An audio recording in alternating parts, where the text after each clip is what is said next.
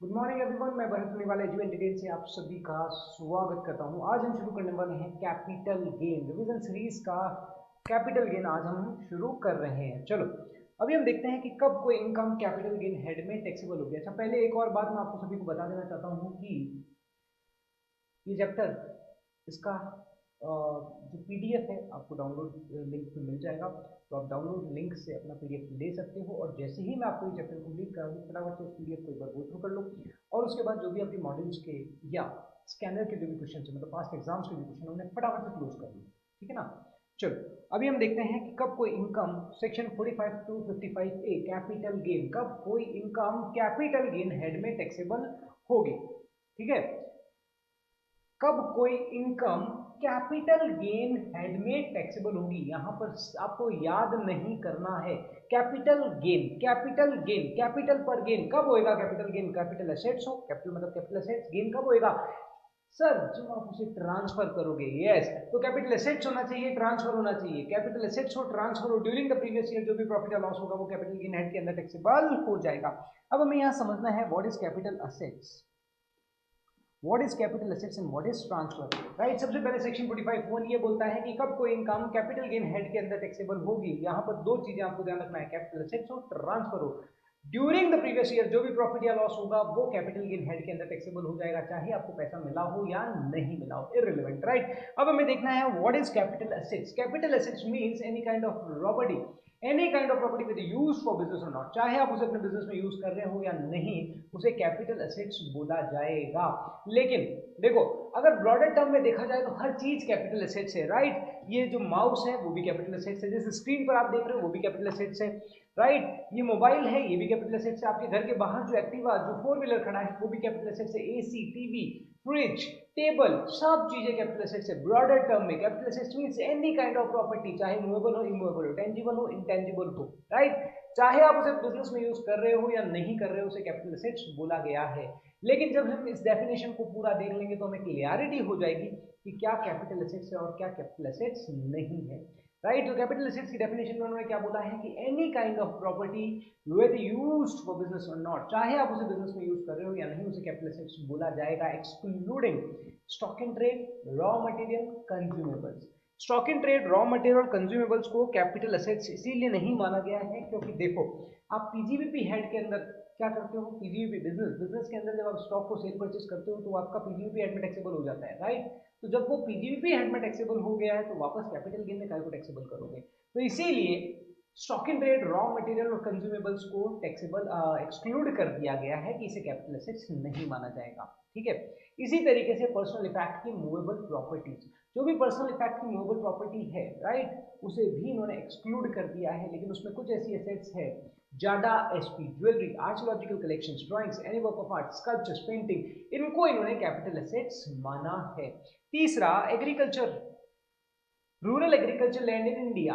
अगर इंडिया के अंदर आपके पास कोई रूरल एग्रीकल्चर लैंड है तो यस, उसे भी कैपिटल एसेट्स के पर्दे से बाहर कर दिया है। अब रूरल एग्रीकल्चर लैंड मतलब क्या। रूरल एग्रीकल्चर लैंड मतलब वो लैंड जो अर्बन एरिया में नहीं है। और अर्बन एरिया को इन्होंने यहाँ डिफाइन किया है कि अगर किसी भी एरिया, म्यूनसिपैलिटी, कोई भी एरिया, ठीक है ना, नगर पालिका की जो लिमिट है, कैंटोनमेंट बोर्ड जो लिमिट है, उस लिमिट की पॉपुलेशन अगर 10,000 या 10,000 से ज्यादा है तो उसे अर्बन एरिया बोला जाएगा। मतलब पॉपुलेशन अगर 10,000 से कम है तब तो रूरल एरिया हो जाएगा, 10,000 या उससे ज्यादा है वो अर्बन एरिया हो जाएगा। तो अर्बन एरिया के अंदर अगर कोई भी जमीन है, राइट, कोई भी एग्रीकल्चर लैंड है तो वह अर्बन एग्रीकल्चर लैंड कहलाएगी। और यहाँ आपको एक और एक चीज ध्यान रखनी है कि अगर पॉपुलेशन 10,000 से ज्यादा है बट अप टू 1 लाख है तो वो एरिया के अंदर की जमीन तो अर्बन होगी ही होगी, बट उसका 2 किलोमीटर का रेडियस वाली जमीन भी अर्बन कहलाएगी। इसी तरीके से मान लो अगर पॉपुलेशन 1 लाख से ज्यादा है बट अप टू 10 लाख है तो उस एरिया की लिमिट, उस एरिया के अंदर की जमीन तो अर्बन होगी ही, लेकिन उसका 6 किलोमीटर का रेडियस भी अर्बन कहलाएगा। और इसी तरीके से अगर पॉपुलेशन, किसी एरिया की पॉपुलेशन अगर 10 लाख से ज्यादा है तो वो एरिया के अंदर की जो जमीन है वो तो अर्बन होगी ही होगी, लेकिन उसके बाहर के 8 किलोमीटर का रेडियस भी अर्बन कहलाएगा। राइट, तो यहां पर आपको क्लियर हो गया है कि what is urban agriculture land और what is rural agriculture land. यहां पर जो बेनिफिट मिलेगा वो rural agriculture land in India पर आपको मिलेगा। ठीक है, फिर आता है आपका gold deposit bonds. Gold deposit bonds under scheme 1999 और 2015। इस स्कीम के अंदर अगर गोल्ड डिपॉजिट बॉन्ड्स इशूड किए जाते हैं तो गोल्ड डिपॉजिट बॉन्ड्स भी आपके कैपिटल एसेट्स नहीं माने जाएंगे, राइट। अच्छा, इवन आपको जो इंटरेस्ट मिलता है इन गोल्ड डिपॉजिट बॉन्ड्स पर वो भी आपका एग्जेम्प्ट हो जाएगा। तो अभी हमने क्या देखा है, कैपिटल एसेट्स में हमने देखा है कि एनी काइंड ऑफ प्रॉपर्टी का यूज फॉर बिजनेस और नॉट, आप उसे कैपिटल एसेट्स बोलोगे। बट 4 को इन्होंने एक्सक्लूड कर दिया है जिन्हें कैपिटल एसेट्स नहीं बोला जाएगा। Stock in trade, raw material, consumables. दूसरा, personal effect movable property excluding JADA SP. तीसरा, rural agriculture land in India. Fourth, gold deposit bonds. इसी तरीके से मोदी सरकार ने एम्बिग्यूटी को रिमूव करने के लिए लिख दिया। पहले एम्बिग्यूटीज हुआ करती थी कि जो एफआईआई का इन्वेस्टमेंट हुआ करता था उसे पीजीबीपी हेड में टैक्सेबल कर दिया जाता था, राइट। वो सोचते थे कि उन्हें इंडिया के अंदर कैपिटल गेन चैप्टर का फायदा मिलेगा, है ना, बट उसे पीजीबीपी हेड में हमारे असेसिंग ऑफिसर टैक्सेबल कर देते।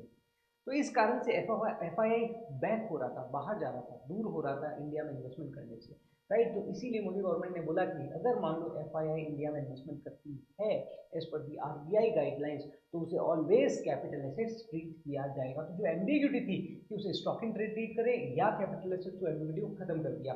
तो इसीलिए यहाँ पे लिख दिया any security held by FII as per RBI guidelines will be treated as capital assets, ठीक है। चलो, अब यहाँ पर हम ज्वेलरी की डेफिनेशन में मैंने आपको क्या बताया था कि जो ऑर्नामेंट्स होते हैं गोल्ड सिल्वर, ये जो ऑर्नामेंट्स है these are the jewellery, right. अगर आपने मान लो कोई भी precious metal, semi precious metal है, राइट, वो भी आपका ज्वेलरी की डेफिनेशन में आ जाएगा। मान लो ये शर्ट है, ये शर्ट नॉर्मल है, right, personal effect movable property. But अगर मैं यहाँ पर सोने का बटन लगा लेता हूँ तो it will convert in jewellery, तो ये ज्वेलरी बन जाएगी। इसी तरीके से जो फर्नीचर है, फर्नीचर अगर मान लो नॉर्मल है तो पर्सनल इफेक्ट मूवेबल प्रॉपर्टी हो जाएगा। लेकिन मैंने क्या करा, प्रीशियस स्टोन लगवा लिया उस फर्नीचर के अंदर, तो वो क्या हो जाएगा, तो वो भी आपका कैपिटल एसेट्स हो जाएगा, ज्वेलरी की डेफिनेशन में आ जाएगा। I hope this is clear, right. अब आता है there are two type of assets, long term और शॉर्ट टर्म। सर यहाँ पे क्वेश्चन आता है कि सर लॉन्ग टर्म और शॉर्ट टर्म क्यों डिवाइड किया गया, क्यों सर ये कैपिटल गेन जो होता है ना, क्यों हम बोलते हैं लॉन्ग टर्म कैपिटल गेन, क्यों हम बोलते हैं शॉर्ट टर्म कैपिटल गेन। अगर लॉन्ग टर्म इन्वेस्टमेंट, अगर आपका लॉन्ग टर्म कैपिटल गेन है तो वहां पर आपको बेनिफिट मिलेगा, टैक्स रेट्स में बेनिफिट मिलेगा, इंडेक्सेशन का बेनिफिट मिलेगा। बट शॉर्ट टर्म के केस में आपको बेनिफिट नहीं मिलेगा। आपका क्वेश्चन होगा सर क्यों क्यों बेनिफिट दिया गया, क्योंकि इंडियन गवर्नमेंट चाहती है कि हमारी कंट्री में स्टेबिलिटी हो, और स्टेबिलिटी तभी आएगी जब आपका एक लॉन्गर ड्यूरेशन के लिए इन्वेस्टमेंट होगा। इसीलिए लॉन्ग टर्म इन्वेस्टमेंट में, लॉन्ग टर्म अगर आपका इन्वेस्टमेंट है तो उस पर इंडियन गवर्नमेंट ने फायदा दिया है। इवन आप देखोगे टैक्स रेट्स में भी आपको फायदा है as compare to short term, right. तो इसीलिए there are two type of assets, long term और शॉर्ट टर्म। अब लॉन्ग टर्म को इन्होंने डिफाइन किया कि अगर आपका होल्डिंग पीरियड 36 महीने से ज्यादा है, बाय डिफॉल्ट अगर आपका होल्डिंग पीरियड 36 महीने से ज्यादा है तो उसे लॉन्ग टर्म बोल दिया जाएगा। लेकिन इसके कुछ एक्सेप्शन है, जहां पर 12 महीने से ज्यादा होते ही लॉन्ग टर्म बोल दिया जाएगा और 24 महीने से ज्यादा होते ही लॉन्ग टर्म बोल दिया जाएगा। तो सबसे पहले हम देखते हैं वो केसेस जहां 12 महीने से ज्यादा होते ही लॉन्ग टर्म बोल दिया जाएगा। एनी सिक्योरिटी, सिक्योरिटी में आपका debentures, units, bonds, shares, equity shares, preference shares सब आ जाते हैं, राइट। तो any security other than units, units को इन्होंने एक्सक्लूड कर दिया है। Any security listed in recognised stock exchange in India, और कुछ यूनिट्स को इन्होंने कवर कर लिया, units of UTI, units of equity oriented mutual fund और जीरो कूपन बॉन्ड्स, राइट। इन 4 के केस में अगर होल्डिंग ड्यूरेशन 12 महीने से ज्यादा है तो लॉन्ग टर्म हो जाएगा, अदरवाइज शॉर्ट टर्म। और 2 ऐसे केसेस हैं जहां होल्डिंग ड्यूरेशन 24 महीने से ज्यादा है तो लॉन्ग टर्म हो जाएगी, otherwise short term. Immovable property और अनलिस्टेड शेयर्स, शेयर्स की बात कर रहा हूँ, प्रेफरेंस शेयर्स, इक्विटी शेयर्स दोनों आ जाएंगे, डिबेंचर्स यहाँ नहीं आएंगे, बॉन्ड्स यहाँ नहीं आएंगे, चीजें आप ध्यान रखिएगा, राइट। तो जनरली होल्डिंग ड्यूरेशन अगर आपका 36 महीने से ज्यादा है तो लॉन्ग टर्म हो जाएगा, अदरवाइज शॉर्ट टर्म। लेकिन कुछ ऐसे केसेस हैं जहां पर होल्डिंग ड्यूरेशन 12 महीने से ज्यादा होते ही लॉन्ग टर्म हो जाएगा, और कुछ ऐसे केसेस हैं जहां पर 24 महीने से ज्यादा होते ही लॉन्ग टर्म हो जाएगा। चलो, अब आता है कि वाई लॉन्ग टर्म और शॉर्ट टर्म। देखो, सबसे पहले एक तो टैक्स रेट्स में आपको फायदा मिलता है और दूसरा आपको इंडेक्सेशन का बेनिफिट मिलता है। देखो, लॉन्ग टर्म के केस में देखो, अगर इक्विटी शेयर्स है, equity shares, units of equity oriented mutual funds और यूनिट्स ऑफ बिजनेस ट्रस्ट, अगर आपने इनको सेल किया है और सेल पर जो सेल किया है और जो ट्रांजेक्शन आपने इनका किया है उस पर अगर आपने एसटीटी, सिक्योरिटी ट्रांजेक्शन टैक्स पे किया है, राइट, तो उसका अगर लॉन्ग टर्म कैपिटल गेन होता है तो 112A में कवर हो जाएगा, और शॉर्ट टर्म कैपिटल गेन होता है तो 111A में कवर हो जाएगा। अगर लॉन्ग टर्म कैपिटल गेन है तो in excess of 1 lakh 10% tax impose किया जाएगा, और अगर शॉर्ट टर्म कैपिटल गेन है तो 15% टैक्स इम्पोज किया जाएगा। तो देखो, यहां पर भी लॉन्ग टर्म और शॉर्ट टर्म में एक बेनिफिट दिया गया है, ठीक है ना। इसी तरीके से मान लो 112A के अलावा अगर कोई लॉन्ग टर्म कैपिटल गेन हो तो एट द रेट ऑफ 12%, 112 के अंदर कवर हो जाएगा और उस पर eight the rate of 20%, sorry eight the rate of 20% उस पर टैक्स इम्पोज किया जाएगा। और 111A के अलावा अगर कोई शॉर्ट टर्म हो तो वो नॉर्मल इनकम में जाएगा और स्लैब रेट के अकॉर्डिंग उस पर टैक्स इम्पोज किया जाएगा। तो वापस से एक बार आप देख लो कि अगर मान लो equity shares, units of equity oriented mutual funds, units of business trust, अगर आपने इनका ट्रांजैक्शन किया है, इनको सेल किया है और एसटीटी अगर आपने इन पे पे किया है, सिक्योरिटी ट्रांजैक्शन टैक्स, तो जो लॉन्ग टर्म कैपिटल गेन होता है वो 112A में कवर हो जाएगा, शॉर्ट टर्म कैपिटल गेन होता है वो 111A में कवर हो जाएगा।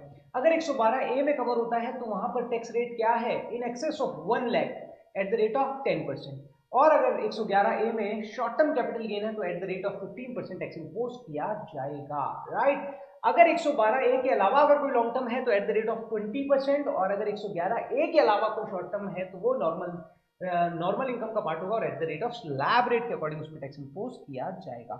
दूसरा बेनिफिट मिलता है इंडेक्सेशन का बेनिफिट। इंडेक्सेशन का बेनिफिट क्या होता है कि जब आपने खरीदा, राइट, उस समय की जो कॉस्ट ऑफ इन्फ्लेशन इंडेक्स है उसके अकॉर्डिंग आज के कॉस्ट ऑफ इन्फ्लेशन को कंसीडर करते हुए उस समय की रेट को आज की रेट में कन्वर्ट किया जाता है। मैं बोलूँ कि भाई 10 साल पहले का 1 लाख आज के 7 लाख के बराबर है, right, based on the conflict CII, cost of inflation index. तो मैं क्या करूंगा, जो भी मैंने उस समय 7 साल पहले जो परचेज किया था उसकी प्राइस को आज की वैल्यू में कन्वर्ट करूंगा, राइट। तो होगा क्या, अगर मान लो मैं सेल करता हूँ 50 लाख के अंदर, ठीक है, और अगर मैं 50 लाख में से अगर कॉस्ट जो मेरी 1 लाख थी, अगर मैं 1 लाख को लेस करूँ तो 49 लाख पे टैक्स लगेगा, राइट। बट अगर मेरे को इंडेक्सेशन का बेनिफिट मिल जाता है, जो 1 लाख की आज की वैल्यू कितनी है, 7 लाख रुपए, तो 50 लाख माइनस 7 लाख, ठीक है, तो 43 लाख पे टैक्स लगेगा। तो यहां पर एक मुझे बेनिफिट हुआ है। ये बेनिफिट आपको शॉर्ट टर्म के केस में नहीं मिलेगा, शॉर्ट टर्म के केस में इंडेक्सेशन का बेनिफिट आपको नहीं मिलेगा, ठीक है। तो इंडेक्सेशन का बेनिफिट में क्या हो जाता है कि सबसे पहले आप देखो full value of consideration, full value of consideration less expenses. ये जो भी कैपिटल गेन का कंपटीशन आपको करना है, वैसे मैं सेक्शन 48 में बताने वाला हूं, लेकिन फिर भी हम यहाँ पर देख लेते हैं। फुल वैल्यू ऑफ कंसीडरेशन, उसमें से आपने ट्रांसफर से रिलेटेड जो भी खर्चे किए हैं वो लेस कर दो, उसके बाद आ जाएगा net full value of consideration, और उसमें से आपका इंडेक्स्ड कॉस्ट ऑफ एक्विजिशन, अगर लॉन्ग टर्म है तो indexed cost of acquisition less हो जाएगा, राइट, और अगर शॉर्ट टर्म है तो कॉस्ट ऑफ एक्विजिशन लेस हो जाएगा। इसी तरीके से कॉस्ट ऑफ इंप्रूवमेंट, अगर लॉन्ग टर्म है तो indexed cost of improvement less हो जाएगा, और अगर शॉर्ट टर्म है तो कॉस्ट ऑफ इंप्रूवमेंट लेस हो जाएगा। उसके बाद जो आएगा that will be your capital gain, right. अगर मान लो आप 54 के अंदर कुछ इन्वेस्टमेंट्स करते हो, जो कि हम 54 की सीरीज के अंदर देखेंगे, राइट, तो आपको वो बेनिफिट भी मिल जाएगी, वो एग्जम्पशन भी मिल जाएगा इस कैपिटल गेन में से, बट वो हम देखेंगे एट लेटेस्ट स्टेज, ठीक है। चलो फिर आता है, अभी हमने क्या देख लिया है, अभी हमें क्लियरिटी हो गई है। पहला हमने जो सेक्शन 45(1) देखा था चार्जेबिलिटी, कि कैपिटल एसेट्स हो और ट्रांसफर हो, दो चीजें जरूरी है। कब कोई इनकम कैपिटल गेन हेड में टैक्सेबल होगी, दो चीजें, कैपिटल एसेट्स है, हाँ है, ट्रांसफर है, हाँ है। अगर ये दोनों कंडीशन पूरी होती है तो आप बोलोगे यस कैपिटल गेन हेड में टैक्स इम्पोज किया जाएगा, कैपिटल गेन हेड में टैक्सेबल होगा। तो हमने देख लिया है capital assets, what is capital assets हमने देख लिया। अब हम देखते हैं what is transfer. Transfer as per section 247 it includes sale, exchange, relinquishment. Sale मतलब क्या हो गया, as per sale of contract, sale of goods act, ठीक है ना, दो पार्टी होनी चाहिए, म्यूचुअल कंसेंट होनी चाहिए फॉर ए कंसिडरेशन। अगर आप अपनी एसेट्स ट्रांसफर कर रहे हो तो वो आ जाता है सेल के अंदर। एक्सचेंज मतलब क्या, बार्टर, आपने अपनी एसेट्स ली, सामने वाले से उसकी एसेट्स ले ली, मतलब इन काइंड, मॉनेटरी कंसिडरेशन नहीं, इन काइंड कंसिडरेशन है, राइट, तो दैट इज एक्सचेंज। रेलिंग्विशमेंट मतलब आपने अपनी इच्छा से अधिकार छोड़ दिया है, ठीक है। Sale, exchange, relinquishment, extinguishment of any right therein. Extinguishment of any right therein मतलब आपका असेट्स पर आपका अधिकार खत्म हो गया हो बट असेट्स का एग्जिस्टेंस रहना चाहिए। अगर असेट्स का एग्जिस्टेंस भी खत्म हो जाता है तो उसे ट्रांसफर नहीं बोला जाएगा as per definition of extinguishment. इसी के कारण डिपार्टमेंट को 3 स्पेसिफिक प्रोविजन इंसर्ट करने पड़े, सेक्शन 45(1), सेक्शन 46(a) और सेक्शन 46(2). चलो सबसे पहले हम देखते हैं एक्सटिंग्विशमेंट को, वापस समझते हैं और उसके साथ में हम स्पेशल प्रोविजन देखेंगे जो डिपार्टमेंट को इंसर्ट करने पड़े। देखो, as per general chargeability, extinguishment की डेफिनेशन क्या बोलती है, एक्सटिंग्विशमेंट मतलब असेट्स पर आपका अधिकार खत्म हो गया हो बट असेट्स का एग्जिस्टेंस रहना चाहिए। अगर असेट्स का एग्जिस्टेंस खत्म हो जाता है तो एज पर जनरल चार्जेबिलिटी इस पर कैपिटल गेन इंपोज नहीं किया जाएगा क्योंकि ये ट्रांसफर नहीं है। कैपिटल असेट्स तो है, मान लो आपकी असेट्स है और उसका एक्सटिंग्विशमेंट है, मतलब उसका अधिकार खत्म हुआ और उसका एग्जिस्टेंस भी खत्म हो गया, तो as per definition of transfer इसे ट्रांसफर नहीं माना जाएगा, और जब ट्रांसफर नहीं माना जा रहा तो उसको कैपिटल गेन इंपोज नहीं होगा। इसी कारण जो कुछ सिनेरियो जनरेट हुए थे डिपार्टमेंट के सामने, उन सिनेरियोज को कवर करने के लिए उन्होंने 3 स्पेसिफिक प्रोविजन को इंसर्ट किया सेक्शन 45(1). पहला जो स्पेसिफिक प्रोविजन उन्होंने, मैं ये बोल सकता हूँ कि एक्सेप्शन ऑफ द एक्सटिंग्विशमेंट भी बोल सकता हूँ उन्होंने, राइट। Specific provision section 45(1). अगर मान लो आपकी कोई भी एसेट्स डिस्ट्रॉयड हो जाती है ड्यू टू नेचुरल कैलेमिटी, ठीक है ना, ड्यू टू, अगर आपकी कोई भी एसेट्स डिस्ट्रॉयड हो जाती है ड्यू टू 4 रीजन। पहला नेचुरल कैलेमिटी, मतलब एक्ट ऑफ गॉड, बाढ़ आ गई, भूकंप आ गया, तूफान आ गया, ठीक है ना, कोई भी नेचुरल कैलेमिटी के कारण अगर आपकी एसेट्स डिस्ट्रॉयड हो गई। दूसरा फायर और एक्सप्लोजन। तीसरा एक्शन ऑफ एनिमी और एक्शन अगेंस्ट एनिमी। और फोर्थ राइट्स और सिविल डिस्टर्बेंस। अगर इन 4 कारण से अगर आपकी एसेट्स डिस्ट्रॉयड हो जाती है और इंश्योरेंस कंपनी से अगर आपको पैसा मिलता है, राइट, अगर आपको इन 4 कारण से आपके एसेट्स डिस्ट्रॉयड होती है और इंश्योरेंस कंपनी से पैसा मिलता है, तो इन्होंने सेक्शन 45(1)(a) में बोल दिया है कि ये टैक्सेबल होगा, राइट। क्योंकि देखो, अगर मैं इसे जनरल चार्जेबिलिटी के अकॉर्डिंग स्पेसिफिक प्रोविजन को इंसर्ट करने की जरूरत क्या पड़ी, देखो, अगर मैं जनरल चार्जेबिलिटी के अकॉर्डिंग अगर इसको लेता कि मान लो मेरी एसेट्स डिस्ट्रॉयड हो गई, बाढ़ आई, बाढ़ में मेरा मकान बह गया, मान लो, ठीक है, तो हुआ क्या, एसेट्स पर मेरा अधिकार भी खत्म हुआ और एसेट्स का एग्जिस्टेंस भी खत्म हो गया। तो एज पर जनरल चार्जेबिलिटी ये टैक्सेबल नहीं होगा, कैपिटल गेन हेड में टैक्सेबल नहीं होगा, क्योंकि कैपिटल एसेट्स तो है बट ट्रांसफर नहीं है। क्योंकि ट्रांसफर की डेफिनेशन में जब मैं जाता हूँ एक्सटिंग्विशमेंट, एक्सटिंग्विशमेंट क्या बोलता है, एसेट्स पर आपका अधिकार खत्म हुआ हो बट एसेट्स का एग्जिस्टेंस रहना चाहिए, यहाँ तो एसेट्स का एग्जिस्टेंस ही खत्म हो गया। तो डिपार्टमेंट ने कहा कि यार ऐसे तो गलत हो जाएगा, तो इसीलिए इंश्योरेंस कंपनी से अगर आपको पैसा मिला है तो हमें टैक्सेबल करना पड़ेगा। जो मैंने बताया था ना, मान लो बाढ़ में मेरा मकान बह गया और मेरे को इंश्योरेंस कंपनी से 2 करोड़ रुपए मिले, अब मैं तो बोलूंगा सब, अगर आप जनरल चार्जेबिलिटी के अकॉर्डिंग जाओगे तो ये टैक्सेबल होगा ही नहीं, क्योंकि ट्रांसफर ही नहीं है, राइट। तो इसीलिए इन्होंने स्पेसिफिक प्रोविजन इंसर्ट कर दिया सेक्शन 45(1) है। उन्होंने बोल दिया कि अगर आपकी एसेट्स डिस्ट्रॉयड होती है ड्यू टू 4 रीजन और आपको इंश्योरेंस कंपनी से पैसा मिलता है, यस, आपको उस पर टैक्स देना होगा। यहाँ पर उन्होंने एक बेनिफिट जरूर दे दिया है कि आपको जब इंश्योरेंस कंपनी से आपको पैसा मिलेगा उस ईयर में हम टैक्सेबल करेंगे, लेकिन कंप्यूटेशन तो जिस ईयर में आपके एसेट्स डिस्ट्रॉयड हुई है ना, कंप्यूटेशन उस ईयर में करके रख लो। सिंपल समझने के लिए एज ए लेमन शब्दों में मैं आपको ये बता रहा हूं कि जिस ईयर में आपके एसेट्स डिस्ट्रॉयड हुई है उस ईयर में आप कैपिटल गेन का कंप्यूटेशन करके रख लो, ठीक है ना। लेकिन वो कैपिटल गेन टैक्सेबल उस ईयर में होगा जब आपको इंश्योरेंस कंपनसेशन रिसीव होगा।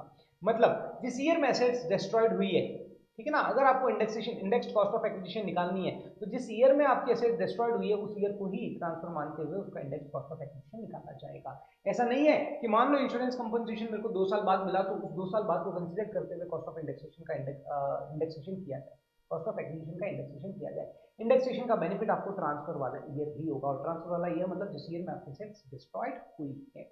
तो इसीलिए मैंने एज ए लेमन शब्दों में आपको ये बोला है कि जिस ईयर में आपकी एसेट्स डिस्ट्रॉयड हुई है उस ईयर में कैपिटल गेन का कंप्यूटेशन कर लो, बट टैक्सेबल नहीं होगा। टैक्सेबल उस ईयर में होगा जब आपको इंश्योरेंस कंपनसेशन रिसीव्ड होगा। क्लियर। फिर दूसरा आता है सेक्शन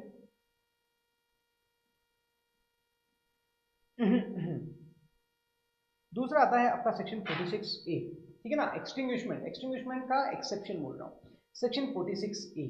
सेक्शन 46A मतलब बायबैक ऑफ शेयर्स। आप सोच रहे होंगे कि क्यों है सर बायबैक ऑफ शेयर, क्यों है सर इसका एक्सेप्शन। देखो, एक्सटिंग्विशमेंट में मैंने आपको क्या बताया था, एसेट्स पर आपका अधिकार खत्म हुआ हो बट एसेट्स का एग्जिस्टेंस रहना चाहिए। अब बायबैक ऑफ शेयर्स में होता क्या है, मान लो शेयर होल्डर से आपने शेयर्स बायबैक किए, शेयर होल्डर ने क्या कर दिया, आपको शेयर्स दे दिए।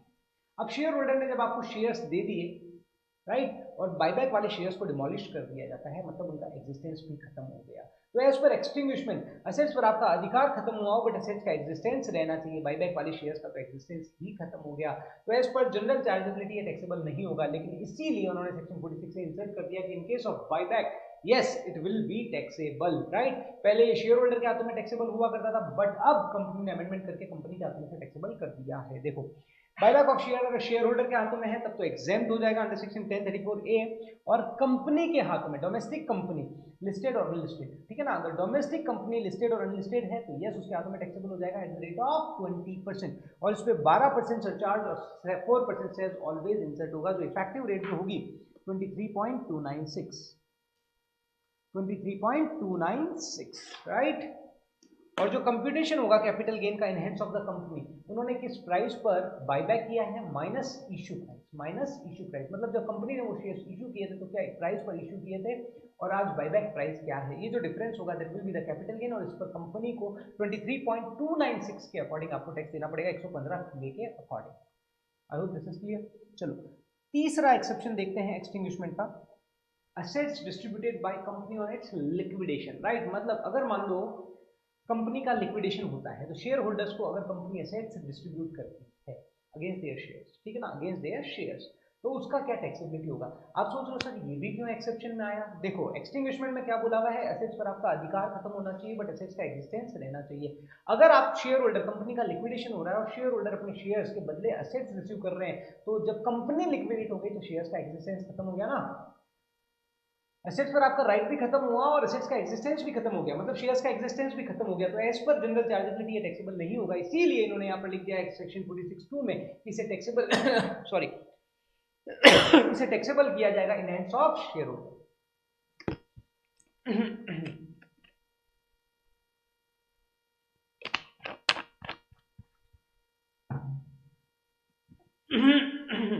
इसीलिए डिपार्टमेंट ने लिख दिया कि इसे टैक्सेबल किया जाएगा अंडर सेक्शन 46(2), ठीक है।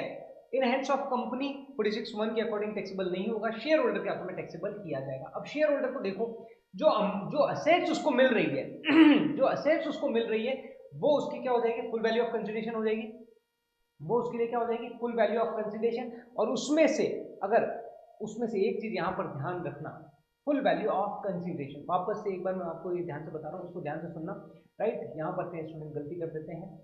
यहाँ पर अगर मान लो मेरे पास 10,000 रुपए के शेयर्स थे, ठीक है ना, 10,000 के शेयर्स थे, 10% मान लो 10% कंपनी का 10% स्टेक मेरे पास था।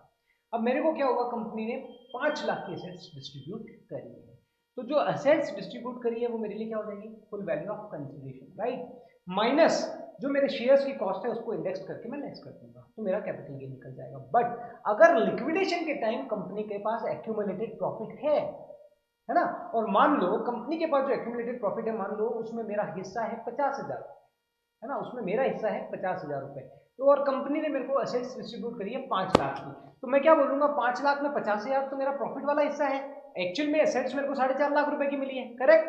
जो कैपिटल गेन हेड में टैक्सेबल होनी चाहिए वो 4.5 लाख की है, ये 50,000 जो है वो तो मेरा प्रॉफिट है, मतलब डिविडेंड है, ये तो आईएफओएस में टैक्सेबल होगा। तो अगर ये वाली सिचुएशन है तो यहां पर आपको ध्यान रखना है कि अगर मान लो on the day of liquidation company के पास एक्यूमुलेटेड प्रॉफिट है, तो शेयर होल्डर का जो हिस्सा है वो असेट्स की वैल्यू में से रिड्यूस कर दिया जाएगा। मान लो FMV on the date of, जब आपको असेट्स रिसीव हो रही है उस दिन की एफएमबी है वो आपके लिए क्या हो जाएगी, full value of consideration minus 222C का ये जो डिविडेंड है इसे हम बोलते हैं डीम्ड डिविडेंड, राइट। लिक्विडेशन के टाइम अगर आप लिक्विडेशन के टाइम अगर कंपनी अगर असेट्स डिस्ट्रीब्यूट कर रही है तो up to the limit of accumulated profit it will be treated as deemed dividend under section 222C, right. और ये आईएफओएस हेड में टैक्सेबल होगा, तो ये वाला पोर्शन लेस कर दिया जाएगा। तो 5 लाख में से 50,000 रुपए लेस कर दिए जाएंगे, remaining amount 4.5 lakh, it will B net full value of consideration, और इसमें से कॉस्ट ऑफ एक्विजिशन और कॉस्ट ऑफ इंप्रूवमेंट आप लेस कर दोगे, राइट।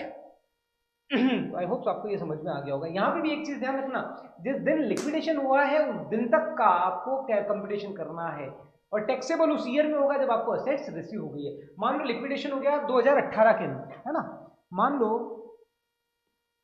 प्रीवियस ईयर 2018-19 में लिक्विडेशन हो गया, ठीक है, बट आपको असेट्स रिसीव हो रही है 2020-21 में, असेट्स रिसीव, ठीक है। तो कैपिटल गेन आपका टैक्सेबल होगा उस ईयर में जिस ईयर में आपको असेट्स रिसीव हुई है। इसको बहुत ध्यान से रखना क्योंकि पास एग्जाम में ये आया हुआ है, राइट।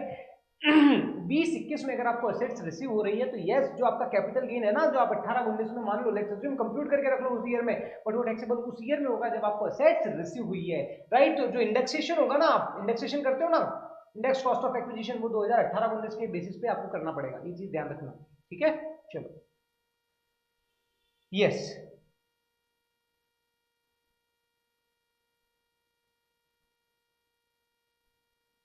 चलो अगला जो पॉइंट है, हमने एक्सटिंग्विशमेंट पहला हमने देख लिया, sale, exchange, relinquishment, extinguishment of any right therein और उससे रिलेटेड जो 3 एक्सेप्शन है और स्पेसिफिक प्रोविजन लाने का रीजन है वो हमने यहाँ पर देख लिया है। चलो अब हम शुरू करते हैं अगला पॉइंट। यस, तो अब हम देखते हैं third point, conversion of assets into stock in trade, right. Section 247 के अंदर हम देख रहे हैं transfer it include sale, exchange, relinquishment, extinguishment of any right there, और उसके साथ हमने उसके जो स्पेसिफिक प्रोविजंस है वो भी हमने यहाँ पर कवर कर लिया कि क्यों उन स्पेसिफिक प्रोविजन को इंसर्ट किया गया, क्योंकि सेक्शन 45(1) के अंदर जनरल चार्जेबिलिटी में वो टैक्सेबल नहीं हो रहे थे, इसीलिए गवर्नमेंट ने कहा नहीं साहब हमें तो टैक्सेबल करना है, डिपार्टमेंट ने कहा हमें टैक्सेबल करना है, तो उन्होंने स्पेसिफिक प्रोविजन इंसर्ट कर दिया। सेक्शन 45(1) है इंश्योरेंस वाला, सेक्शन 46 है बायबैक वाला, सेक्शन 46(2) लिक्विडेशन वाला, ठीक है। चलो अब आता है third, conversion of assets into stock in trade.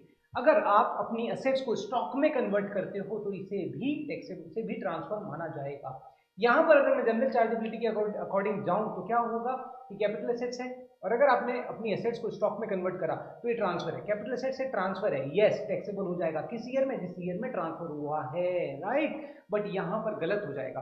मान लो मेरे पास 10 किलो सोना था और मैंने उसे कन्वर्ट किया, अभी बिका नहीं है, मैंने तो सिर्फ कन्वर्ट किया स्टॉक इन ट्रेड में, अब डिपार्टमेंट अगर उस ईयर में मेरे पे टैक्स लगा देगा तो ये तो मेरे लिए गलत हो जाएगा। तो इसीलिए डिपार्टमेंट ने यहाँ पर एसएससी के बेनिफिट के लिए स्पेसिफिक प्रोविजन इंसर्ट किया सेक्शन 45(2) सेक्शन 45(2), और उन्होंने बोल दिया कि अगर आप अपना स्टॉक कन्वर्ट करते हो, अगर आप अपनी एसेट्स को स्टॉक में कन्वर्ट करते हो तो यस ये ट्रांसफर हो जाएगा, बट टैक्सेबल उस ईयर में होगा इस पे कैपिटल गेन उस ईयर में लगाएंगे जिस ईयर में आपका स्टॉक सेल होगा, ठीक है ना। इन्होंने क्या बोला कि आप जिस ईयर में कन्वर्ट करते हो उस ईयर में आप कंप्यूटेशन करके रख लो कैपिटल गेन का, जिस ईयर में आपने एसेट्स को स्टॉक इन ट्रेड में कन्वर्ट किया है उस ईयर में कंप्यूटेशन करके रख लो कैपिटल गेन का, क्योंकि इंडेक्सेशन ट्रांसफर वाले ईयर का ही कंसीडर होता है, ये चीज ध्यान रखना।